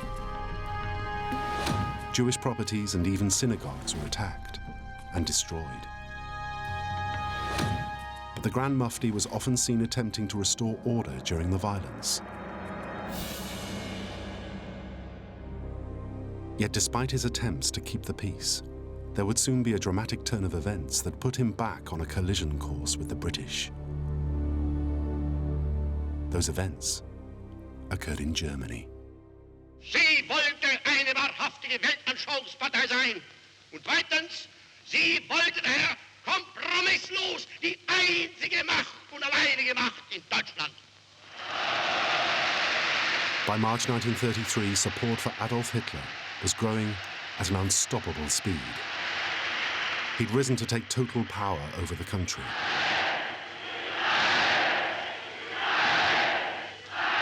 He brought democracy to an end, and now, for the first time as dictator, he turned his attention to his driving and overall ambition, the destruction of the Jews. Des Bekenntnisses, ich glaube, sondern der Schwur, ich kämpfe. He began by imposing a national boycott of Jewish shops and department stores.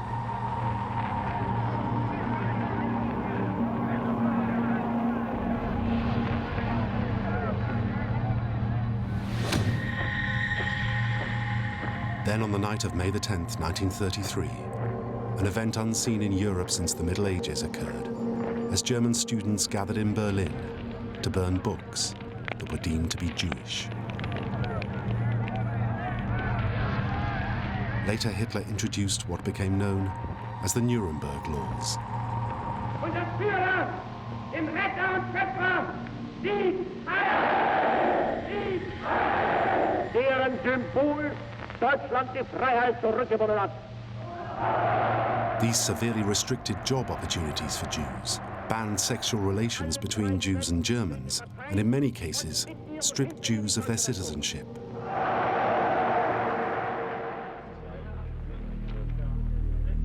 Tens of thousands of Jews were forced to leave the country. One of their destinations was Palestine.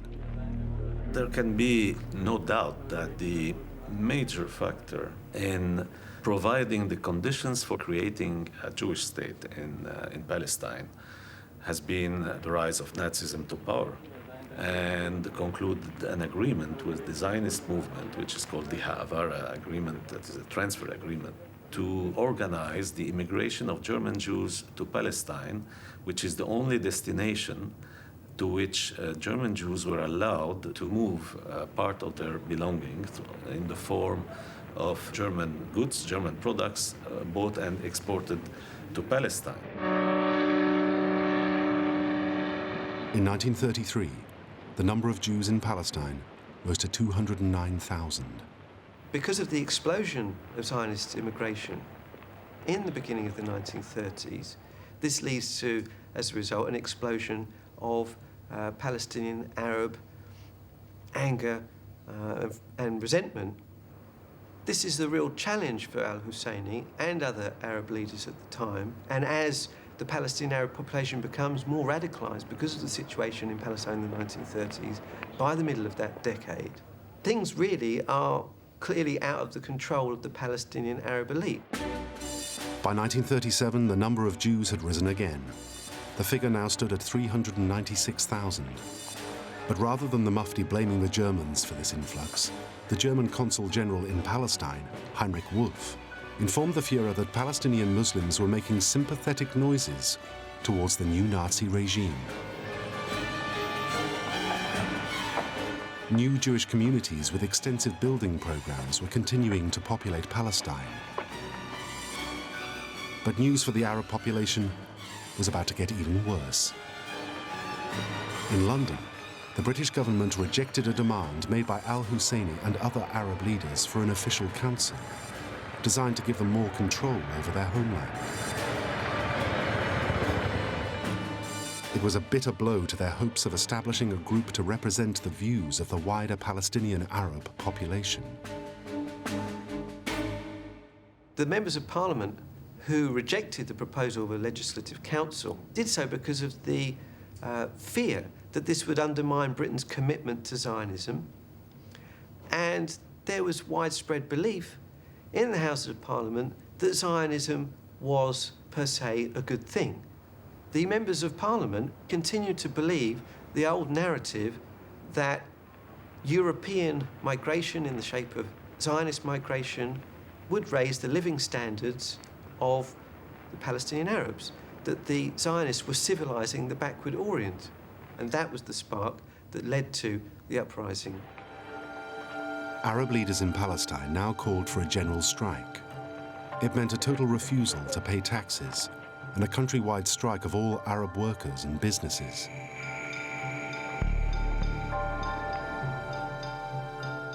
The Arab leadership quickly organized themselves to coordinate further political demonstrations and strikes. They formed the Arab Higher Committee. Its role, to make demands of the British government during the unrest. The head of this new organization was the Grand Mufti himself. The Grand Mufti declared that the strike would continue until all Jewish immigration into Palestine was stopped. During the summer of 1936, the strikes brought the region to a standstill.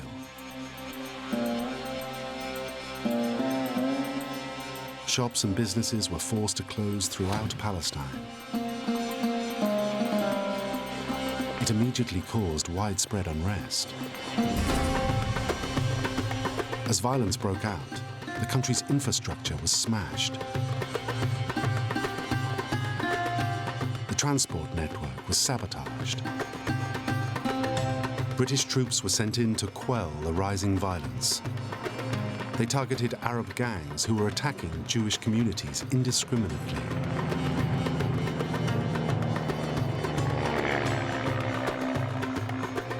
was the start of a 3-year-long bloodbath that became known as the Arab Revolt. During that first summer, thousands of acres of Jewish farmland were destroyed. The British tried in vain to keep the peace. But by October of 1936, with the revolt already 6 months old, an estimated 1,300 people had been killed.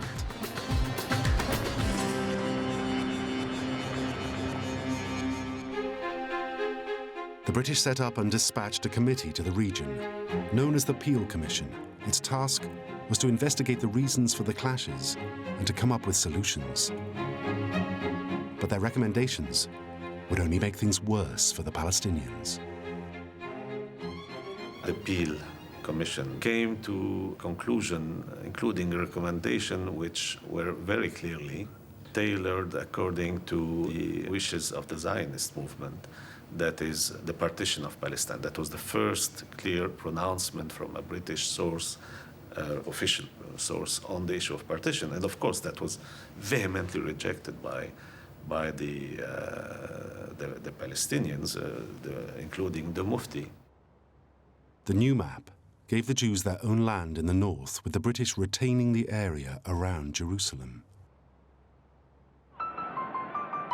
Fearing that their country was about to be carved up, violence again flared in the region. In 1937, al-Husseini was deposed as president of the Supreme Muslim Council by the British authorities, and the Arab Higher Committee was declared illegal. Unrest in Palestine. Suspecting that the Higher Committee had incited Arab leaders to start a holy war against the British government, police swooped on the secret headquarters of assassins and rebels. Many arrests were made. The Grand Mufti of Jerusalem, head of the Muslim Supreme Council, was deprived of office. The frontiers are guarded with special vigilance. All roads leading to Jerusalem patrolled. The British government is determined to stamp out terrorism.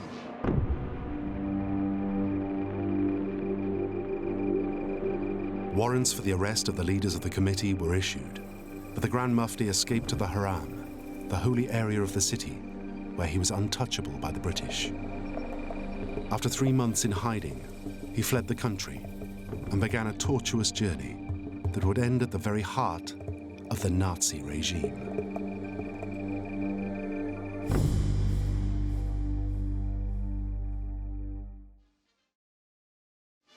He's staying in Syria, the Grand Mufti of Jerusalem. Foremost in the Palestine-Arab trouble, he eluded the British and escaped from the Mosque of Omar. Now in exile in Syria, he continued to direct the war against the British. But British troop numbers were too small to crush the revolt. Strikes, sabotage, assassinations, and the guerrilla warfare went on without let-up.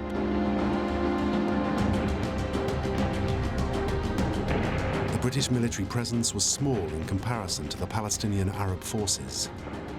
They were being overrun.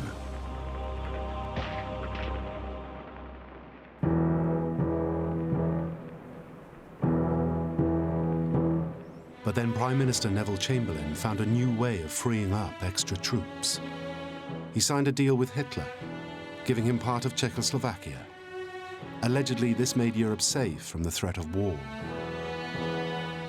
With more than 20,000 troops, 3 RAF squadrons and 4,000 police, the British now began to squeeze the life out of the Arab Revolt. Villagers accused of sheltering Arab rebels had their houses blown up.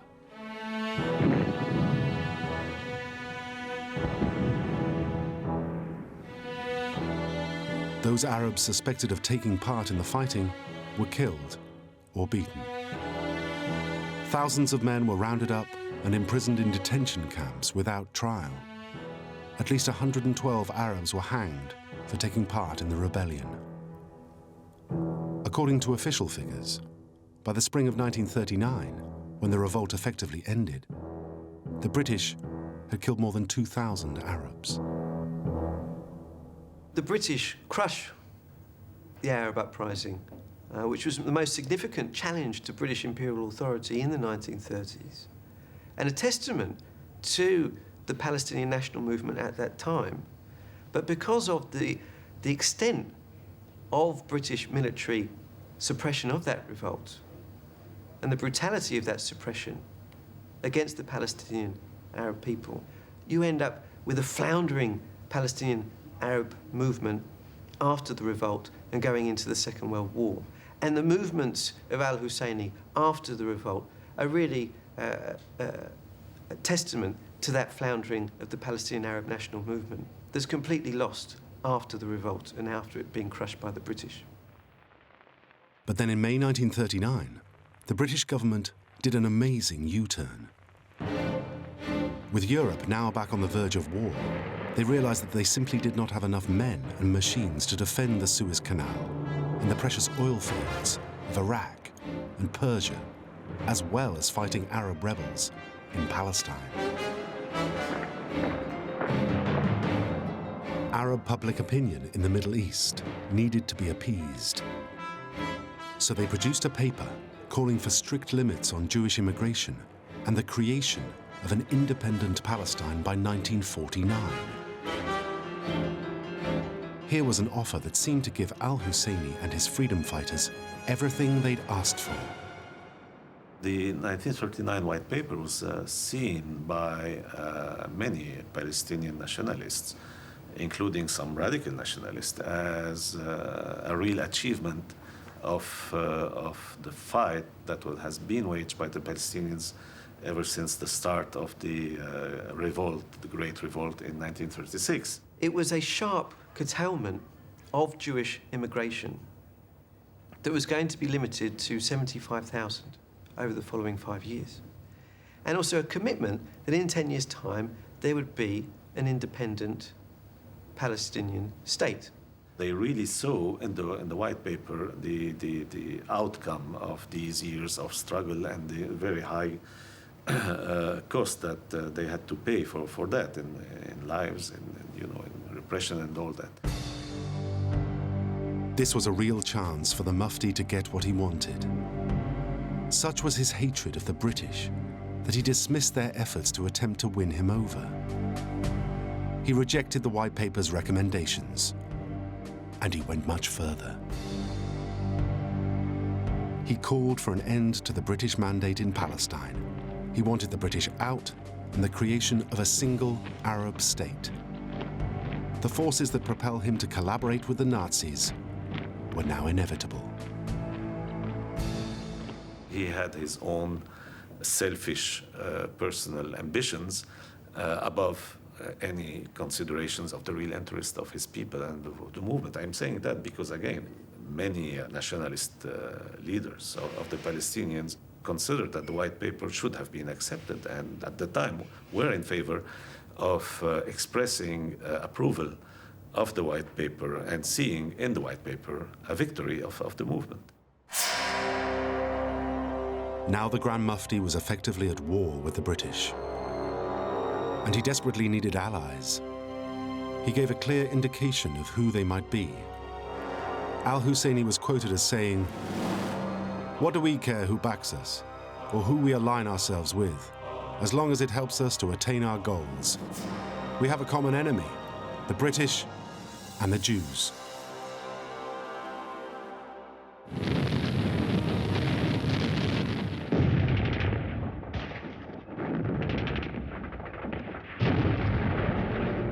This morning, the British ambassador in Berlin handed the German government a final note stating that unless we heard from them by 11 o'clock, that they were prepared at once to withdraw their troops from Poland, a state of war would exist between us. I have to tell you now that no such undertaking has been received, and that consequently this country is at war with Germany.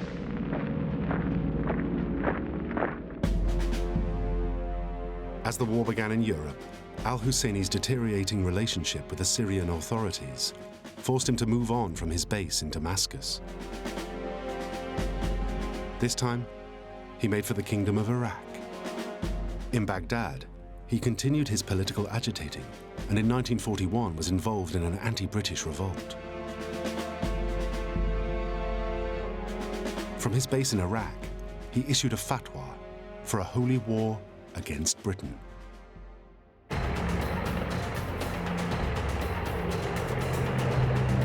But just days later, British troops invaded Iraq, and al-Husseini was forced to move on yet again. This time, he made for fascist Italy, where he met with the country's dictator, Benito Mussolini. Desideriamo e vogliamo la vittoria di Franco!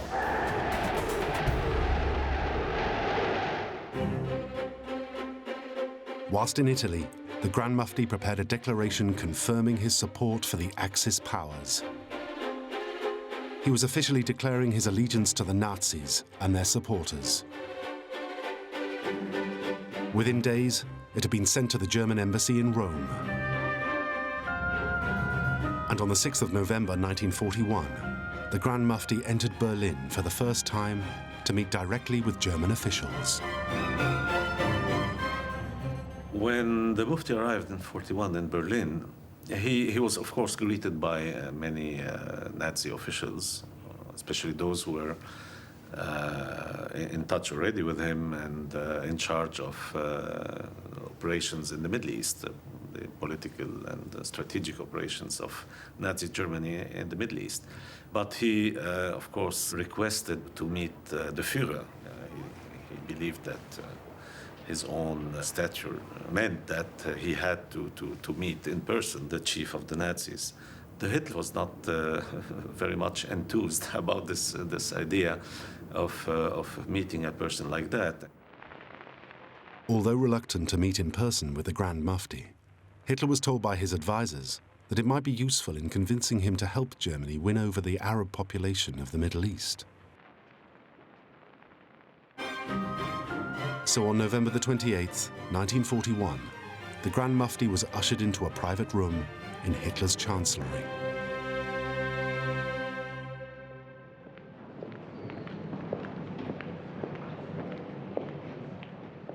Surrounded by Nazi dignitaries, he finally met the Führer.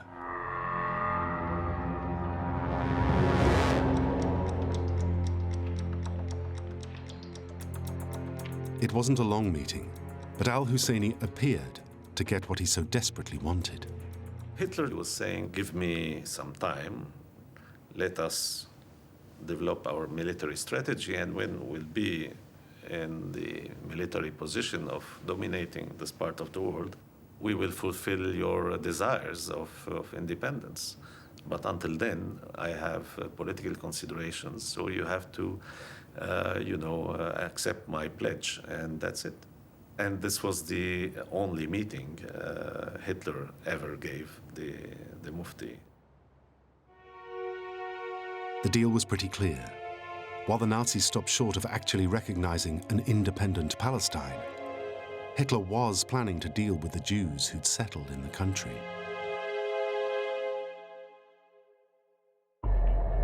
And so began the Mufti's 4-year-long relationship with the Nazis. Throughout his time in Germany during the Second World War, al-Husseini appeared to enjoy a close working relationship with some of the highest-ranking Nazis. In the Grand Mufti's memoirs, published in 1999, he freely discusses his close relationship with SS Chief Heinrich Himmler, the man who was the architect of the extermination of the Jews. According to his own account, he often met Himmler for tea. On one such occasion, the Grand Mufti had his photograph taken with him. It contains a signed dedication from Himmler to His Eminence the Grand Mufti, a memento. This wasn't the only exchange of gifts between Mohammed al-Husseini and the Nazi leaders. The Grand Mufti even went to such lengths as having a Persian rug specially made for the Führer himself.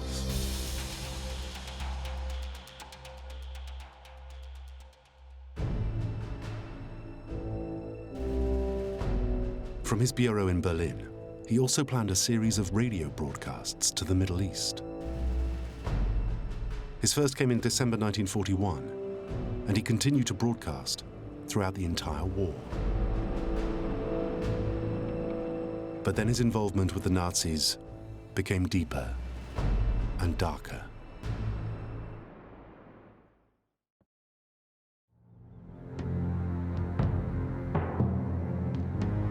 In 1942, Himmler's deputy Reinhard Heydrich convened a meeting of Nazi officials who met here at Wannsee, near Berlin.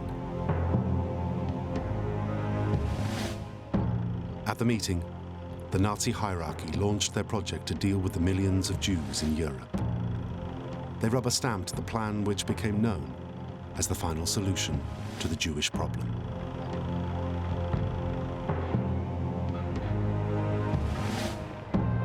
It meant the systematic rounding up of Jews and their extermination in death camps all over Europe.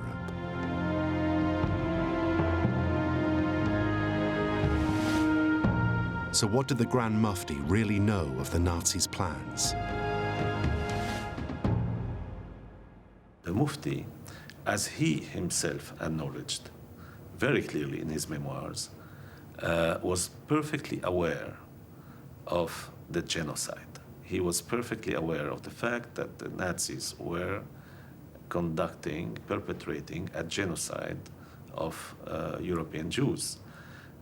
He tells himself in his memoir the story of his encounter in July 1943 with Himmler, during which Himmler told him that Germany was in the process of exterminating the Jews and had already killed 3 million of them.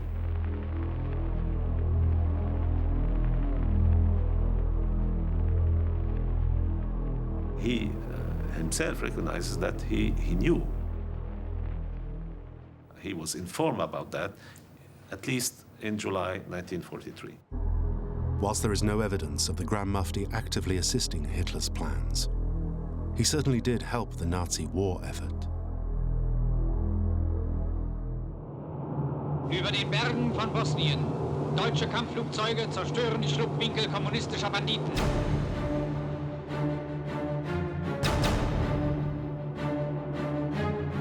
As the Second World War progressed and Germany began to suffer defeats, their troops became more and more stretched.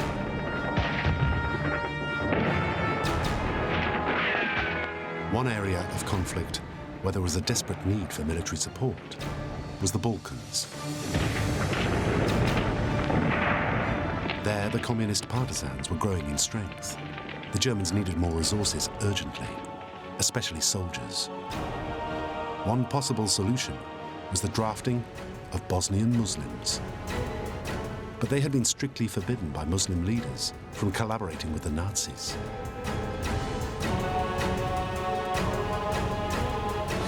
So the German authorities turned to their trusted Muslim voice, the Grand Mufti, to exert pressure on the power brokers in the region.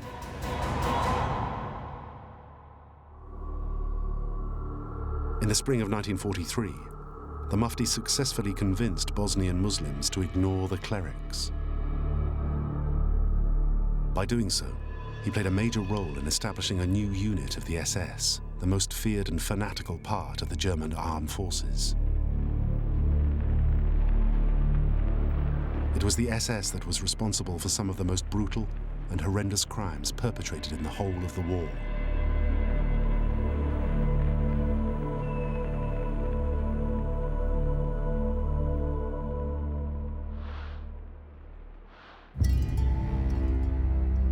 The unit that the Grand Mufti helped set up became known as the 13th Waffen SS Mountain Division and consisted almost entirely of Muslims.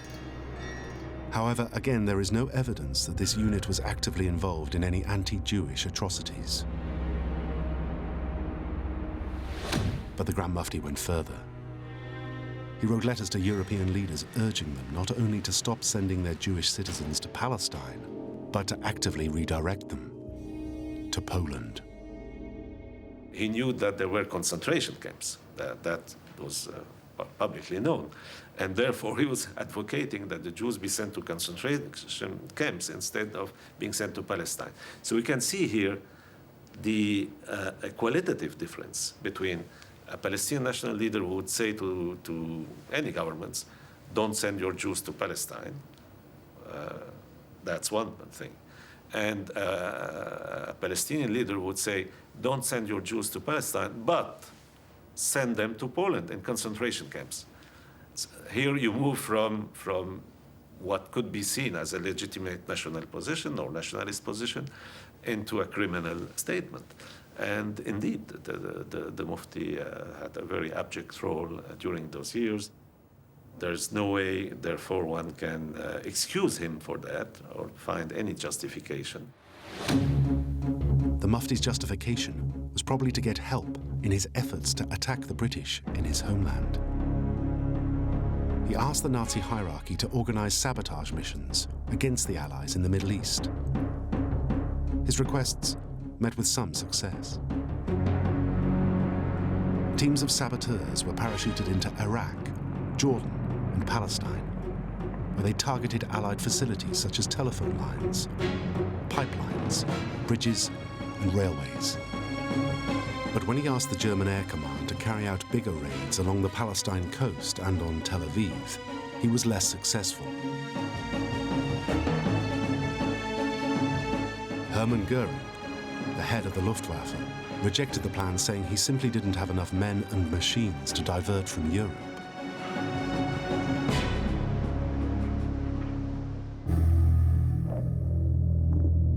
But despite being let down by the Nazi hierarchy that he had come to trust, he continued to throw his support behind them. On March 1st, 1944, during one of his many broadcasts, he said, "Arabs, rise as one man and fight for your sacred rights. Kill the Jews wherever you find them. This pleases God, history, and religion. This saves your honor. God is with you."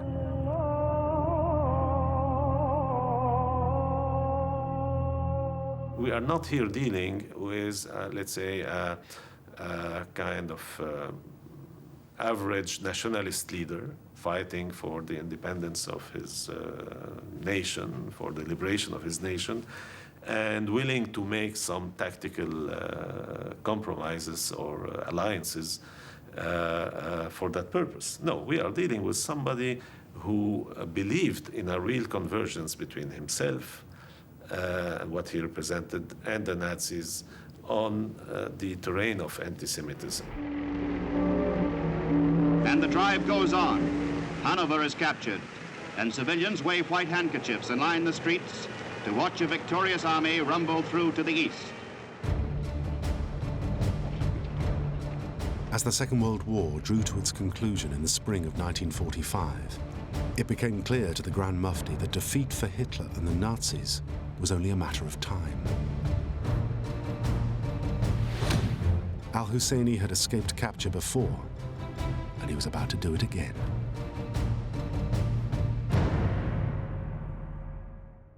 This is the defeat of Germany.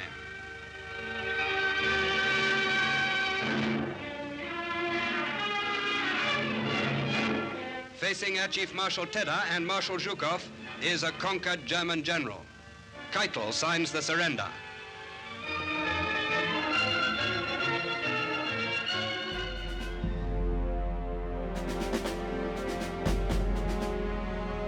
Just a day after Germany surrendered to the Allies, al-Husseini boarded a plane for neutral Switzerland. But he was denied political asylum and moved swiftly on to Paris.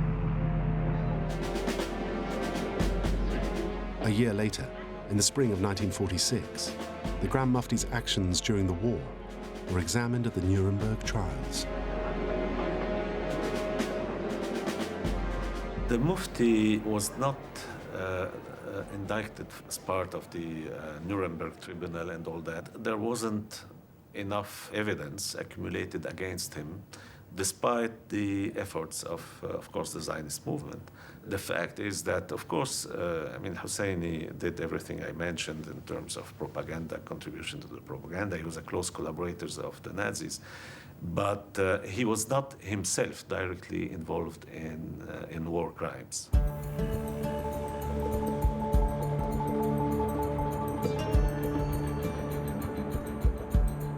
Now the Grand Mufti beat one more hasty retreat, this time to the Egyptian capital, Cairo, where he was finally given political asylum and a hero's welcome.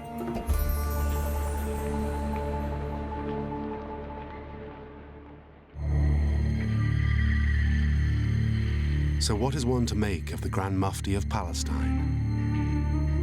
To some, he was simply a committed nationalist religious leader, one who was driven into the arms of the Germans by an unsympathetic British government, which repeatedly let him and his people down. They see him as a man faced with losing everything he'd promised his people he would protect. A man who would go to any lengths to see his Palestine remain solely in the hands of the Arabs. Some people in the Arab world had tried to, if not justify, at least to find attenuating circumstances for the Mufti's collaboration with Nazism through the famous saying, the enemy of my enemy is my friend. But to others, his relationship with the Nazis is damning. When you know about the nature of the force with which you are allying, and this force is committing such a huge crime against humanity, then this enemy of my enemy does not really hold water as an argument. The abjection, the abomination of collaborating with such a regime is clear.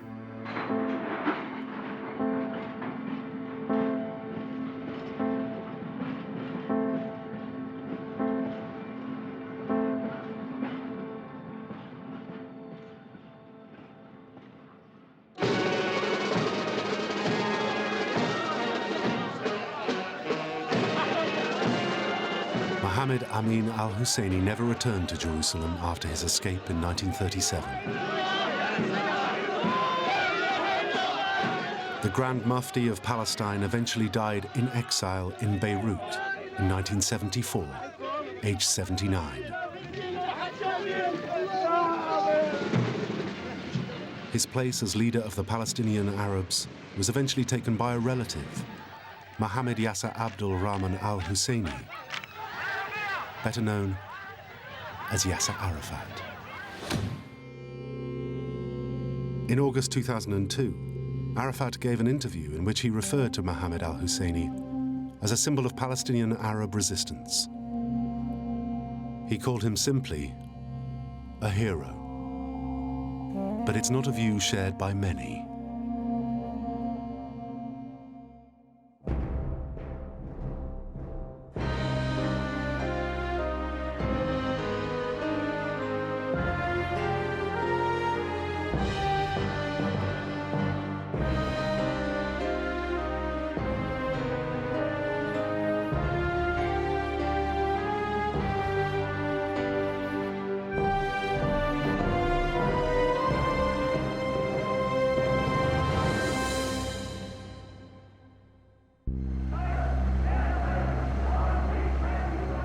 Imagine your country goes mad. Imagine the place where your family has lived peacefully for decades suddenly declares you an enemy of the state. It strips you of all your rights, threatens you, deports you. This is what happened to the Jews in 1930s Germany, thanks to the racial policies of one man, Adolf Hitler. Für Sie genügt nicht die bloße Ablegung des Bekenntnisses, ich glaube, sondern der Schwur, ich kämpfe. But this terrible situation was faced not only by Germany's practicing Jews, but also by Germans who didn't even think they were Jewish. Most were Christians, who just happened to have distant Jewish relatives. It was ridiculous. Suddenly I heard that I'm a quarter Jew. The Nazis had a name for them, the Mischlinge, or half-breeds. Mischling singular, Mischling plural are horrible terms. They mean bastard, hybrid, mutt. Just shows you what the Nazis thought of these individuals. But amazingly, many Mischlinge and even some full Jews not only tolerated Hitler, they actively supported him. Many would fight for him. Ich war ja als Soldat, ich trug die Hoheitsabzeichen meiner Deutschlands an meiner Uniform. Some even joined the murderous SS. It begged the question, why? How could they have fought for someone hell-bent on their destruction? Were these Mischlinge traitors to their own people? Or were they simply doing their best to survive in an impossible situation? Ich wäre draufgegangen und hätte dann geschrien, ihr Banditen, ihr Verbrecher und so weiter. Und da wäre einer gekommen, hätte Bumm gemacht, und wäre ich dann tot gewesen. Und da hätte niemandem was geholfen. This is the strange story of the Jews who fought for Hitler.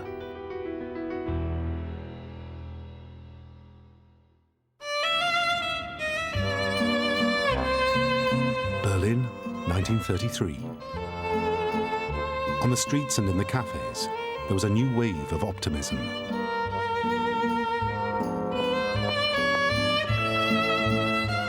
After decades of political instability, economic depression and joblessness, things at last seemed to be on the up.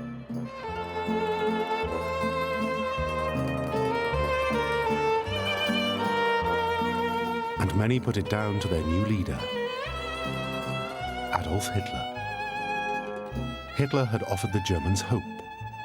Whilst many people knew of his hatred for the Jews, many German Jews simply didn't think he would carry out his anti-Semitic threats on taking office. When Hitler came into power, for all his exterminationist vocabulary, especially in Mein Kampf and then also in his speeches, most Jews did not see the writing on the wall. Neither did those Germans married to Jews or with distant Jewish relatives.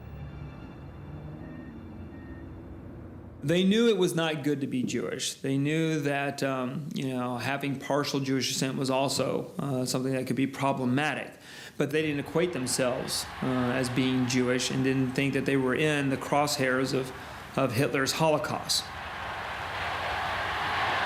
Immediately after taking power, Hitler did exactly as he'd promised. Anti-Semitism became government policy.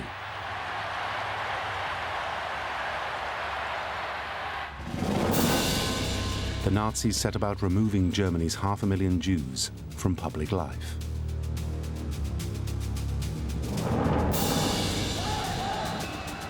It started slowly, at first.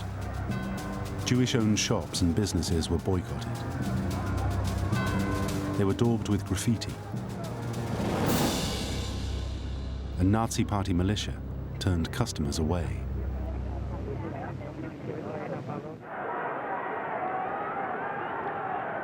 Books were burned to cleanse German literature of Jewish writers. Then, anti-Semitism was enshrined in law, with Aryans and non-Aryans legally segregated. They were made to sit in separate compartments in trams, or specially designated rows in the cinema. And Jews were banned from the civil service in April 1933. Rolf von Sudau was then just 9 years old. He had a Jewish grandfather, Alexander. Rolf quickly witnessed the effects of Hitler's racial policy on his grandfather's life. He was a very famous doctor, and he had to quit his practice. He was a doctor for the railway and so, and he was an officer in the First World War. But that doesn't make any difference. He was so, and for him it was a disaster. But for all their loathing of the Jews, the Nazis quickly hit a problem. Legally, who actually was a Jew? How do you define Jewishness? It was easy to tell the so-called Ostjuden, immigrants from Eastern Europe. They wore the readily identifiable garb of orthodoxy and spoke Yiddish. They had their own culture and ethnic identity. And crucially, they practiced Judaism. But very few German Jews did the same. They had lived in the country for centuries. These German Jews were fully integrated into German society, going to the same social events as Nazis. They wore the same clothes, ran businesses supplying the state. They were indistinguishable in appearance or practice from so-called Aryan Germans. In fact, they were Germans. For centuries, they had assimilated, intermarried, contributed to the culture, had served in the armies, and so they were very intertwined with German Gentile society. Many of them weren't even Jewish by religion, but by descent. Crucially, they were Christians. By the mid-1930s, 80% of German Jews had converted to Christianity.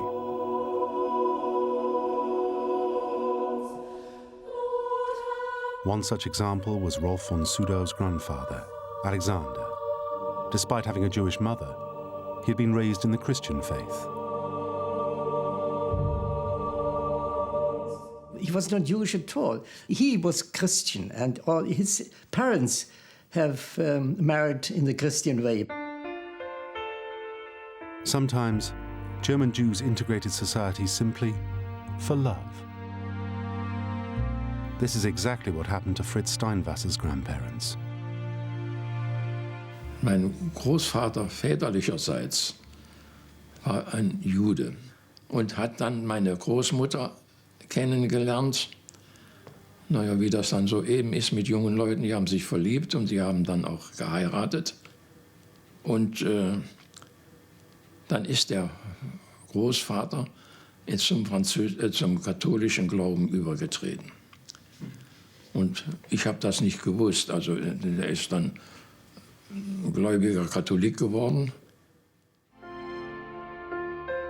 Either way, the last thing many of these Germans or their descendants considered themselves was Jewish. Ich bin auch nicht da mit dem Judentum zu tun gehabt, im Gegenteil. Und ich bin damit erst konfrontiert worden, als die Nazis an die Macht kamen, 1933. Bis dahin habe ich das nicht gewusst. Sich! Sich! Sich! September 1935, Nuremberg. The annual Nazi Party rally. It was an impressive showcase, and thousands saluted the Führer. Blank und rank sein, flink wie Windhunde, zäh wie Leder und hart wie Kruppstahl. And it was here that Adolf Hitler announced the next stage in his racial policy towards the Jews of Germany and their descendants, in what became known as the Nuremberg Laws. Und von keinem ein Leid erdulden. The idea was to define who was a Jew and who was not, once and for all. Hitler bringing out the Nuremberg Laws was his attempt to bring order to his racial policies, to organize four groups of people, the Aryans, the Jews, and then two new racial categories, half-Jews and quarter-Jews. Hitler's Nuremberg Laws defined any practicing Jew or anyone with 3 or more Jewish grandparents as being fully Jewish, whether they practiced Judaism or not.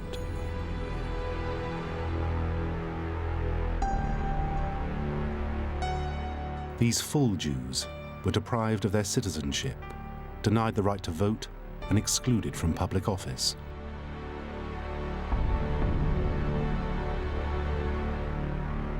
But that wasn't the end of it. Hitler didn't just target full Jews. Germans who had 1 or 2 Jewish grandparents were targeted too. These people were labeled Mischlinge. Mischling singular, Mischlinge plural are horrible terms. The Nazis used these terms to describe what they called half-Jews and quarter-Jews, half-breeds. The literal definition of Mischling is mutt. You know, they use it for dogs of mixed breeds. But the connotation back then was that you were subhuman, you were inferior.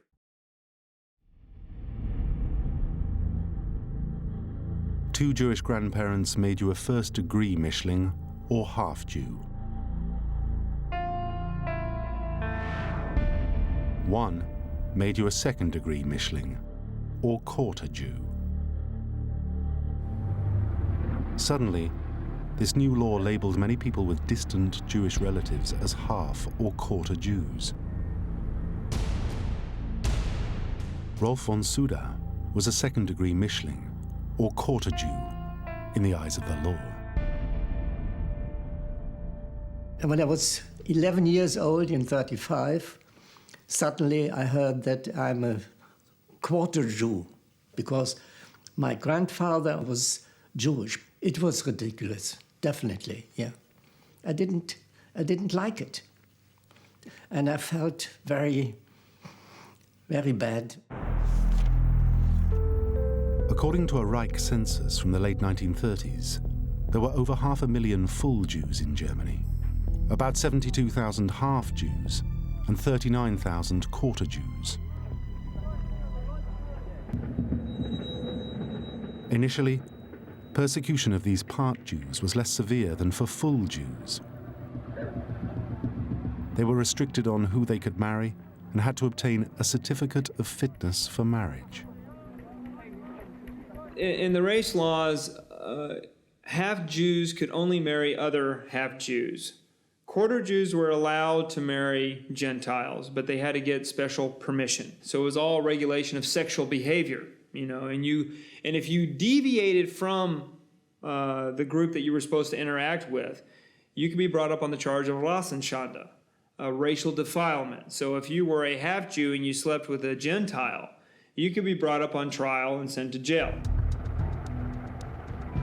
Nearly 2,000 people would be charged with racial defilement.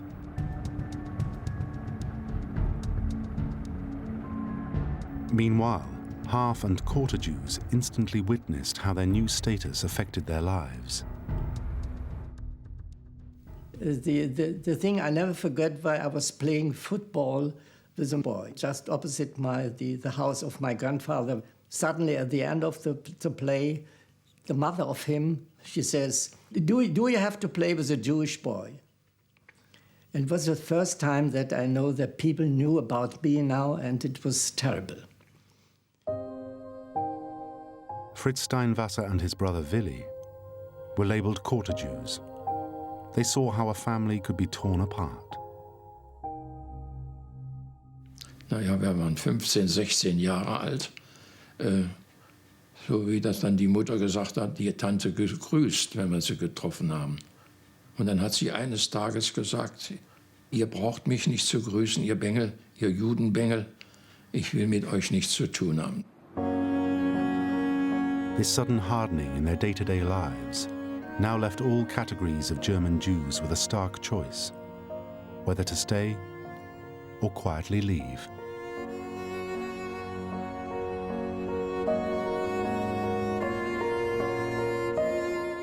Then in November 1938, there was an event that would raise the stakes for all Germans of Jewish descent.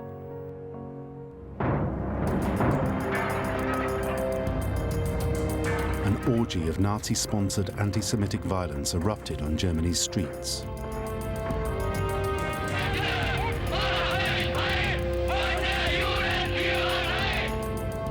Synagogues were burned. 30,000 full Jews were arrested and 100 were killed. It became known as Kristallnacht, the night of broken glass.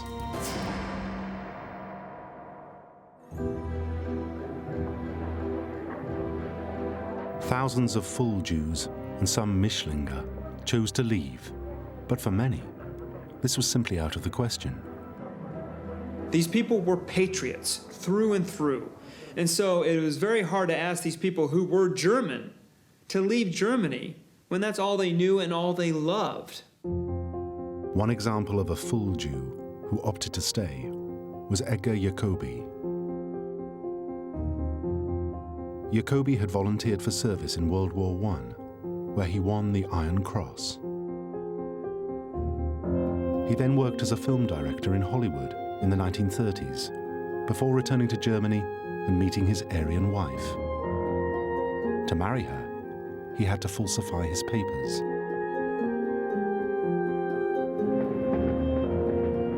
He remained in Germany under this new, false identity. Jacobi was a German patriot, and despite the frightening violence against Jews, he was determined to fight for the fatherland, if he got the chance. He put himself forward for the Army Reserves. Jacobi was a willing volunteer, but as a full Jew, he should never have been allowed in the army.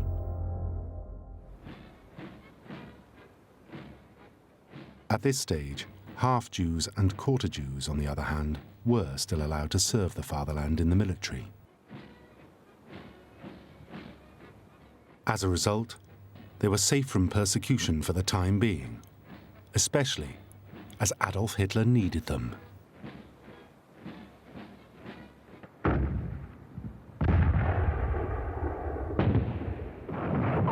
September the 1st, 1939, the Germans attacked Poland. The German army rolled across the border. In its ranks were thousands of half-Jews and quarter-Jews, the so-called Mischlinge. Many of them saw fighting for the Reich as a way of gaining favor and a way to protect their families. On one side, I have to take an oath to Hitler, who I hate. But on the other side, I'm serving a nation that I love. And since I have to be here anyway, I might as well make the best of it, because if I have a good record and I get some respect from my superiors, it's going to help my family. And quite often, a lot of these soldiers would show up in public places with their Jewish relatives in uniform to show, hey, this is a respectable family. They have sons and grandsons in the military, and they should be respected. One example of a patriotic Mischling was half-Jew Werner Goldberg. An article in a German newspaper in 1939 talked of the victory in Poland and showed a heroic image of a young warrior, the archetypal German soldier. It was Goldberg. He was blonde, very clear blue eyes. For 3 months, he was in a lot of German military propaganda newspapers and magazines as the typical Aryan-looking soldier, until they found out that his father was a Jew. An estimated 100,000 other soldiers with Jewish heritage fought alongside Werner Goldberg in Hitler's conquering army. It showed just how flawed the Nuremberg laws were.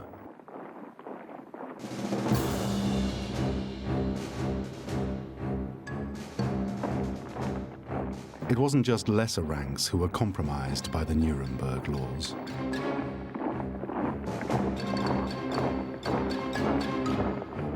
Some of Hitler's most senior generals fell into the same dangerous categories.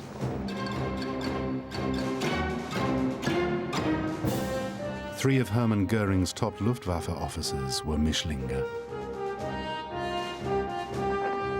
including his most senior and capable Air Force commander, Field Marshal Milch.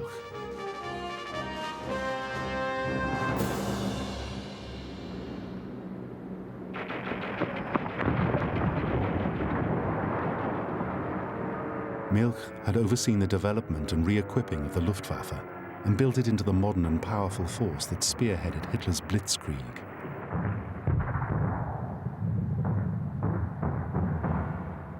He reported directly to Göring.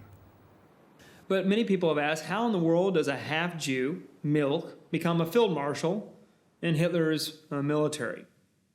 He was a brilliant mind, no question about it. Ran Lufthansa in the 20s.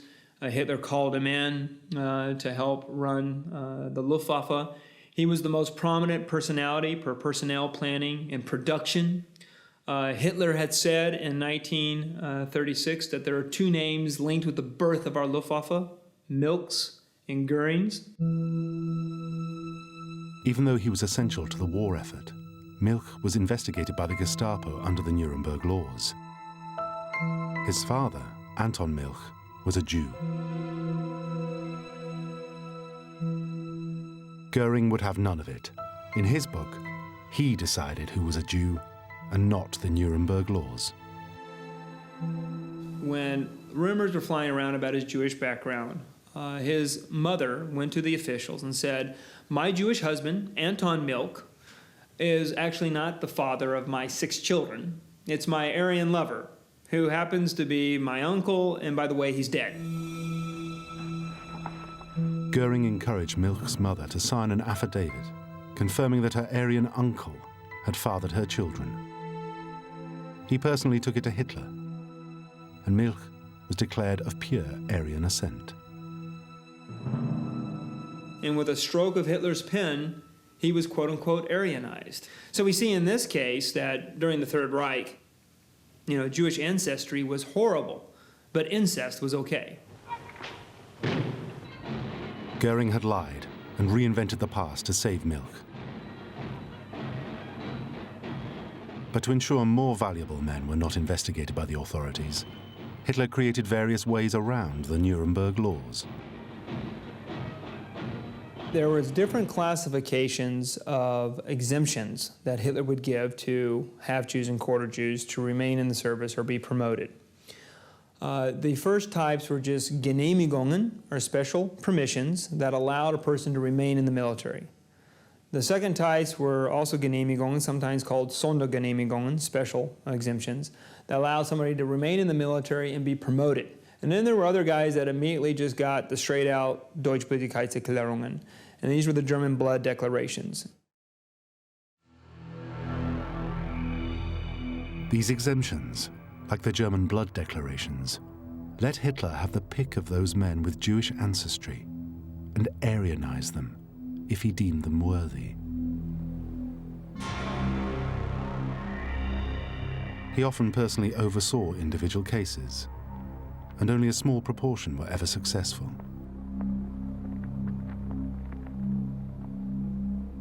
In all, 22 generals and 7 admirals were Aryanized.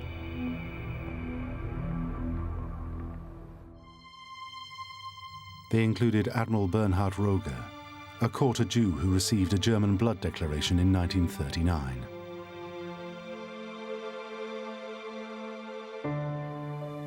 He was a tragic figure. His mother's mother was Jewish.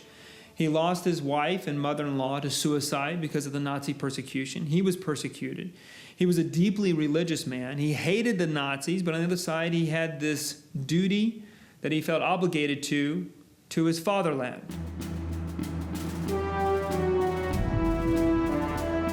Roger served in command of the Atlantis, a merchant ship converted to carry guns and which harried Allied convoys.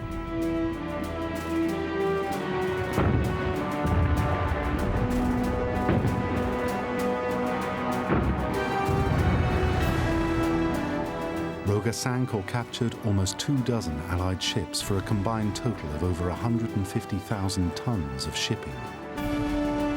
He went on to win the coveted Knight's Cross with oak leaves.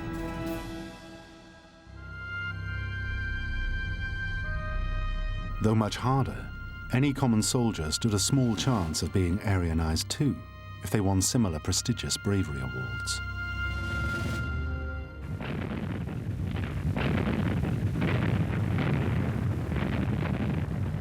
In May 1940, Hitler's armies invaded France in another devastating blitzkrieg attack.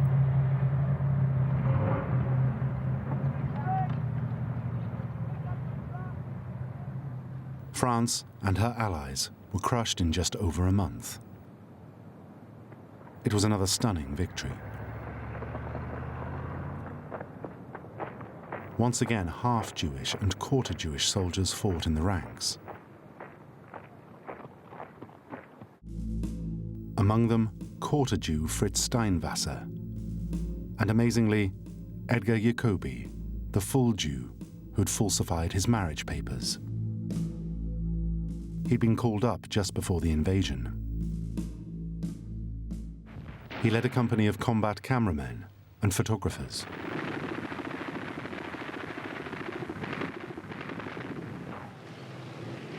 Jacobi's newsreels captured the lightning advance of the German panzers.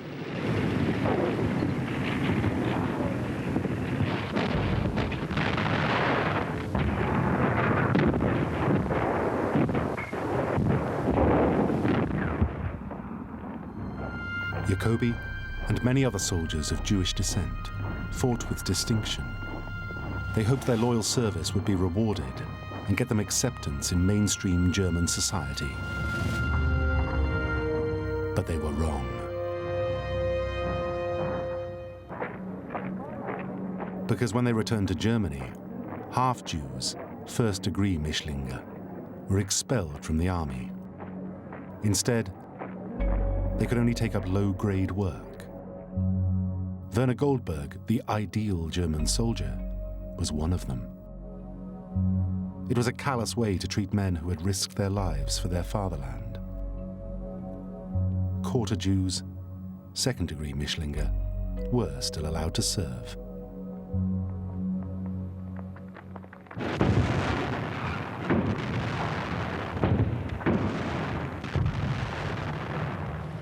When Hitler's army stormed into Russia in the summer of 1941, there were tens of thousands of quarter Jews in the ranks of the Wehrmacht, the German army. Fritz Steinwasser was one of them.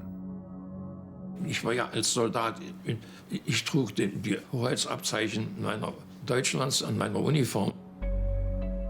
His racial status was known to his superiors. However, other men feared that if they came clean about their Jewish ancestry, their treatment could get worse, so they decided to keep quiet. Rolf von Sudau had been called up for military service and was fighting in Russia as a panzer gunner. Von Sudau had never felt Jewish, so he decided to lie rather than admit he was a quarter Jew. I lied because I want to prove them that I was a brave man and that I'm okay for being an officer.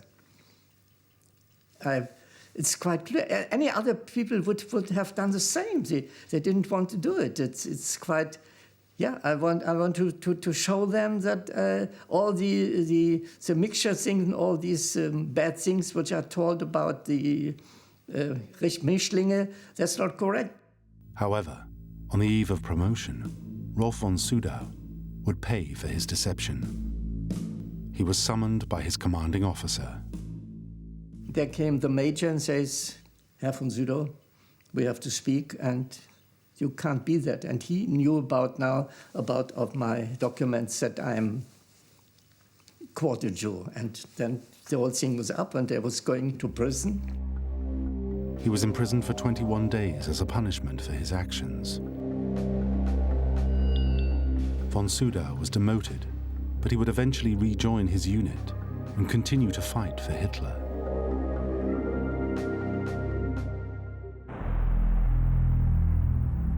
Another man who had lied and was found out was propaganda officer Edgar Jacobi. His true identity as a full Jew had been revealed. Jacobi was sent back to Germany and imprisoned. As a full Jew, he and countless others were now in grave danger.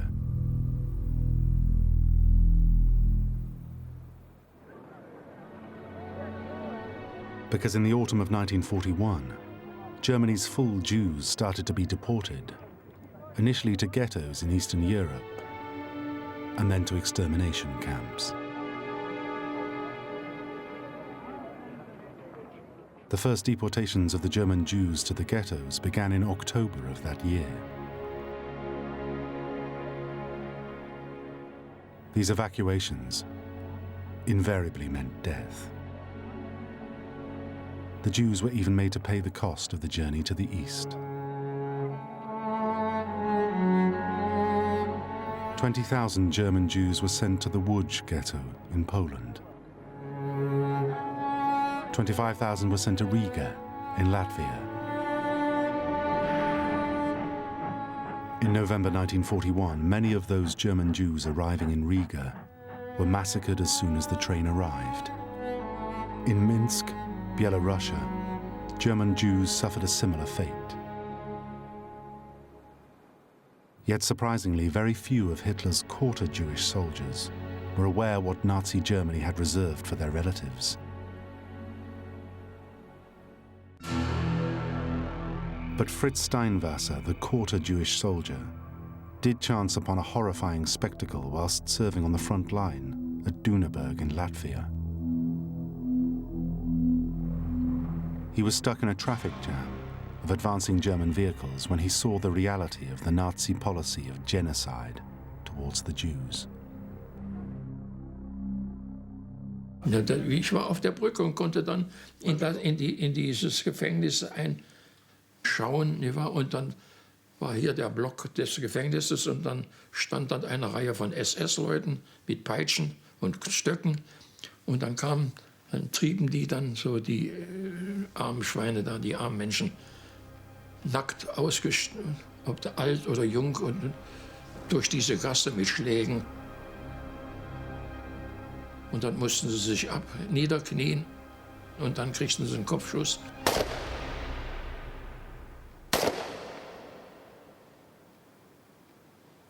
Und dann sprangen dann einige in die Grube und haben die dann die Leichen sortiert, damit sie nicht kreuz und quer durcheinander lagen. Und das war für mich ein furchtbarer Anblick. Und ein alter Mann mit einem Bart und ein kleiner Junge von vielleicht 4, 5 Jahren an der Hand. Und der Junge weinte und dann hat ein alter Mann ihn getröstet und hat dann gesagt, was weiß ich nicht, ich habe es nicht verstanden. Aber hat dann zu ihm zugeredet und dann hat der Junge lächelnd seinen Großvater angestrahlt. Also, mir ging das Herz kaputt. Hast du gedacht damals, dass das könnte dir oder deiner Großvater sein? Natürlich, natürlich. In dem Augenblick habe ich meinen Großvater vor mir gesehen, der zwar noch nicht damals deportiert worden ist. Fritz Steinwasser's grandfather, along with 43,000 other German Jews, was later sent to the Theresienstadt concentration camp in Czechoslovakia. His grandfather died there in 1943. Fritz would not find this out until after the war.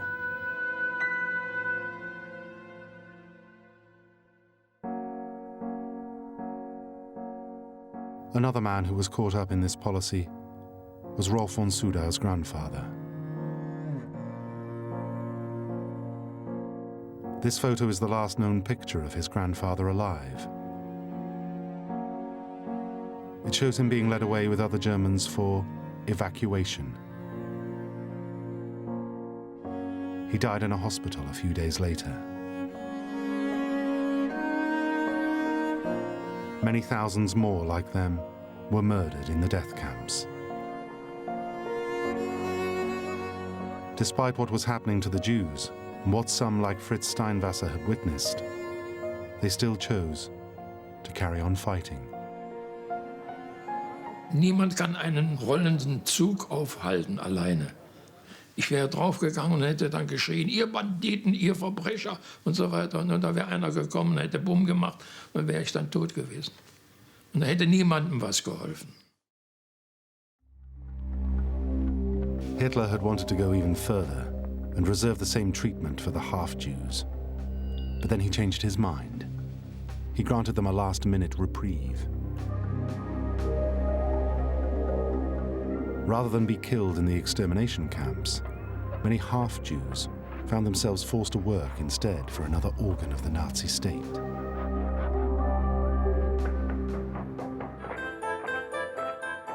The organization Todt was a civil and military engineering group that built whatever Hitler needed.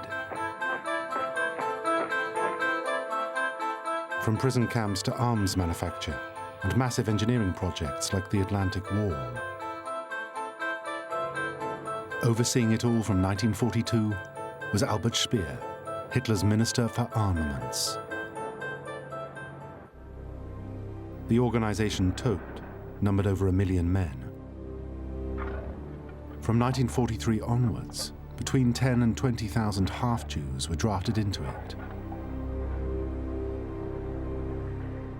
But by a strange twist of fate, the fact that they had been expelled from the army and ended up in Todt actually spared many of them from death.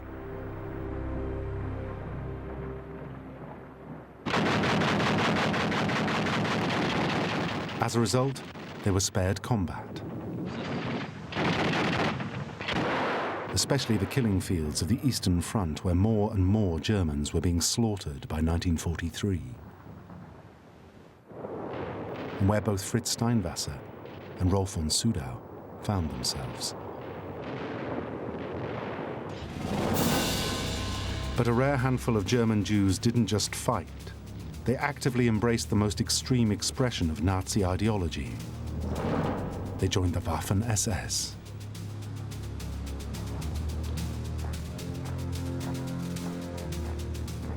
The SS were Hitler's political soldiers.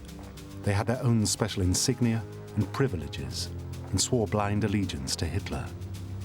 They took the Führer's ideology as their own.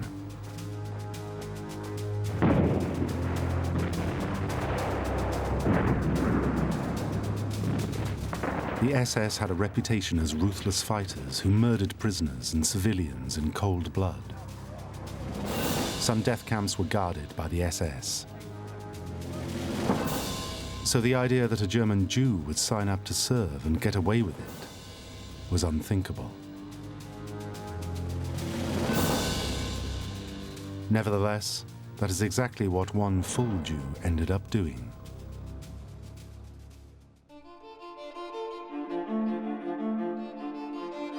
Karl-Heinz Löwy was raised as a religious Jew.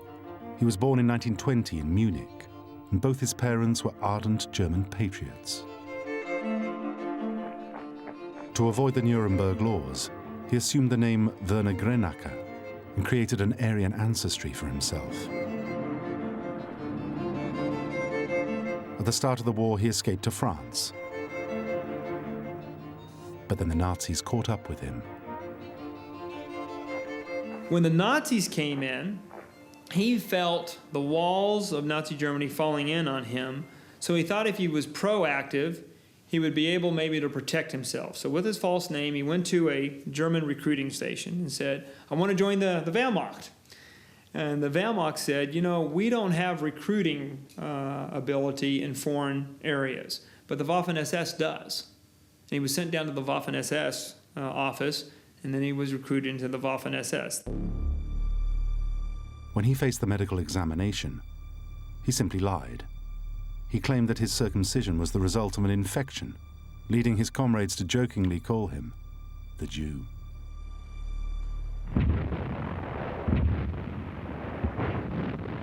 Löwy fought with the SS on the Finnish front.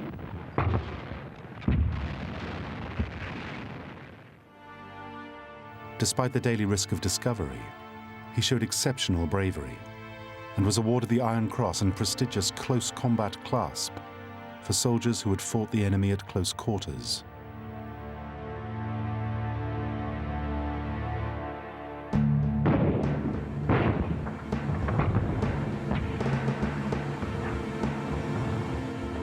Löwy always maintained his SS colleagues had their hands full fighting the Russians and knew nothing of the Nazi death camps or the reality of the Holocaust.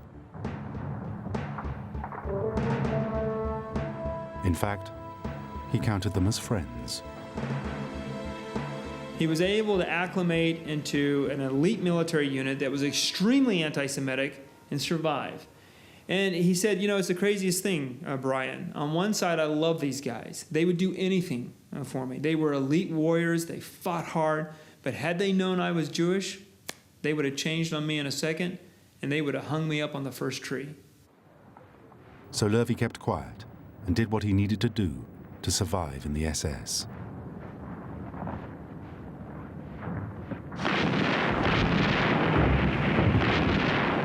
However, by 1944, the war was coming to a close. As the Allies landed in Normandy and the Russians pushed ever deeper towards the heart of Germany from the east, the end was in sight for Hitler's German Jews and his Jewish soldiers. On May the 8th, 1945, the war in Europe finally ended.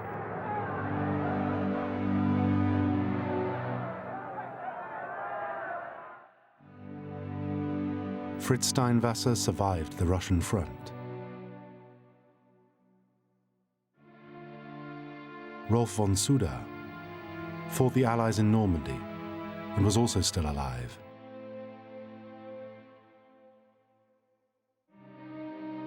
And so remarkably was full Jew Edgar Jacobi, who had languished in prison in Germany. He'd only been saved when a bombing raid destroyed his prison records.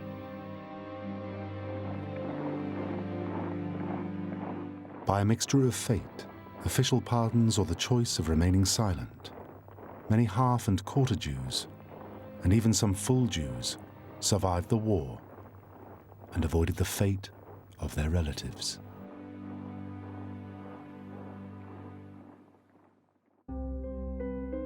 Of those who fought for Hitler, the most high profile was Field Marshal Milch, the Luftwaffe general whom Hitler had Aryanized in 1935. Deutschland kam 1939 in einen Krieg hinein.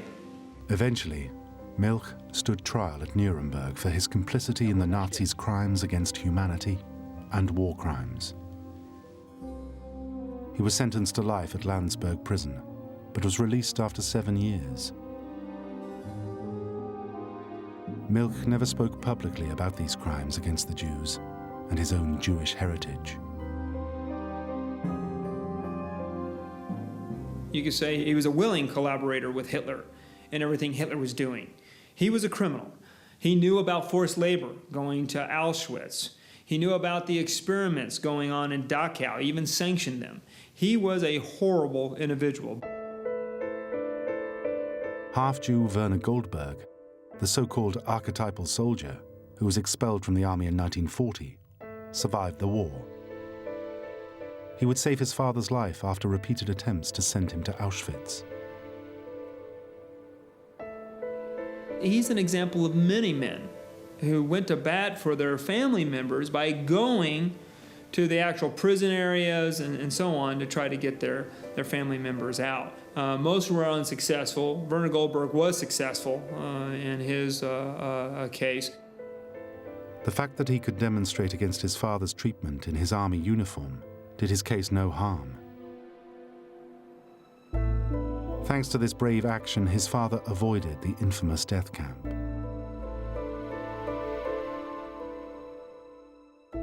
After the war, Werner Goldberg settled back into life in Berlin and had 3 children.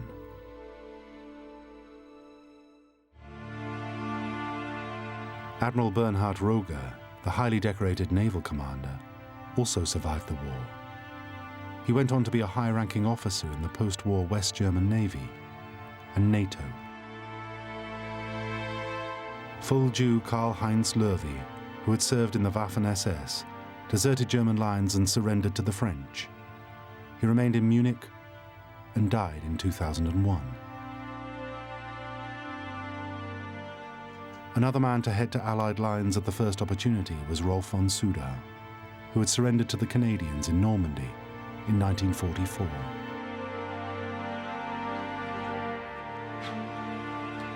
Rolf von Suda has always maintained the prejudice he experienced has made him a stronger person. He went on to have a successful career in television and movies.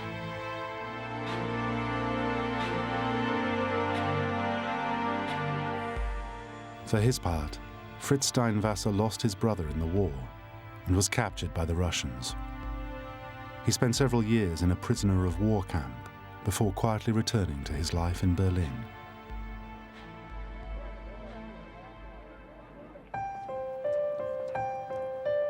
Today, those who survive are coming to terms with what they experienced. They face the curious reality of fighting for the very nation that wanted to destroy them and their relatives.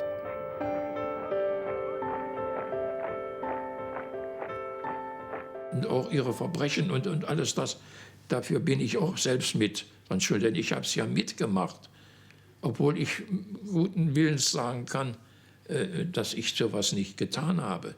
Dass ich also jetzt irgendwie Menschen unterdrückt habe, dass ich Menschen gequält habe und so weiter. Aber mitgegangen, mitgefangen, mitgehangen, sagen die alten Nürnberger, ja.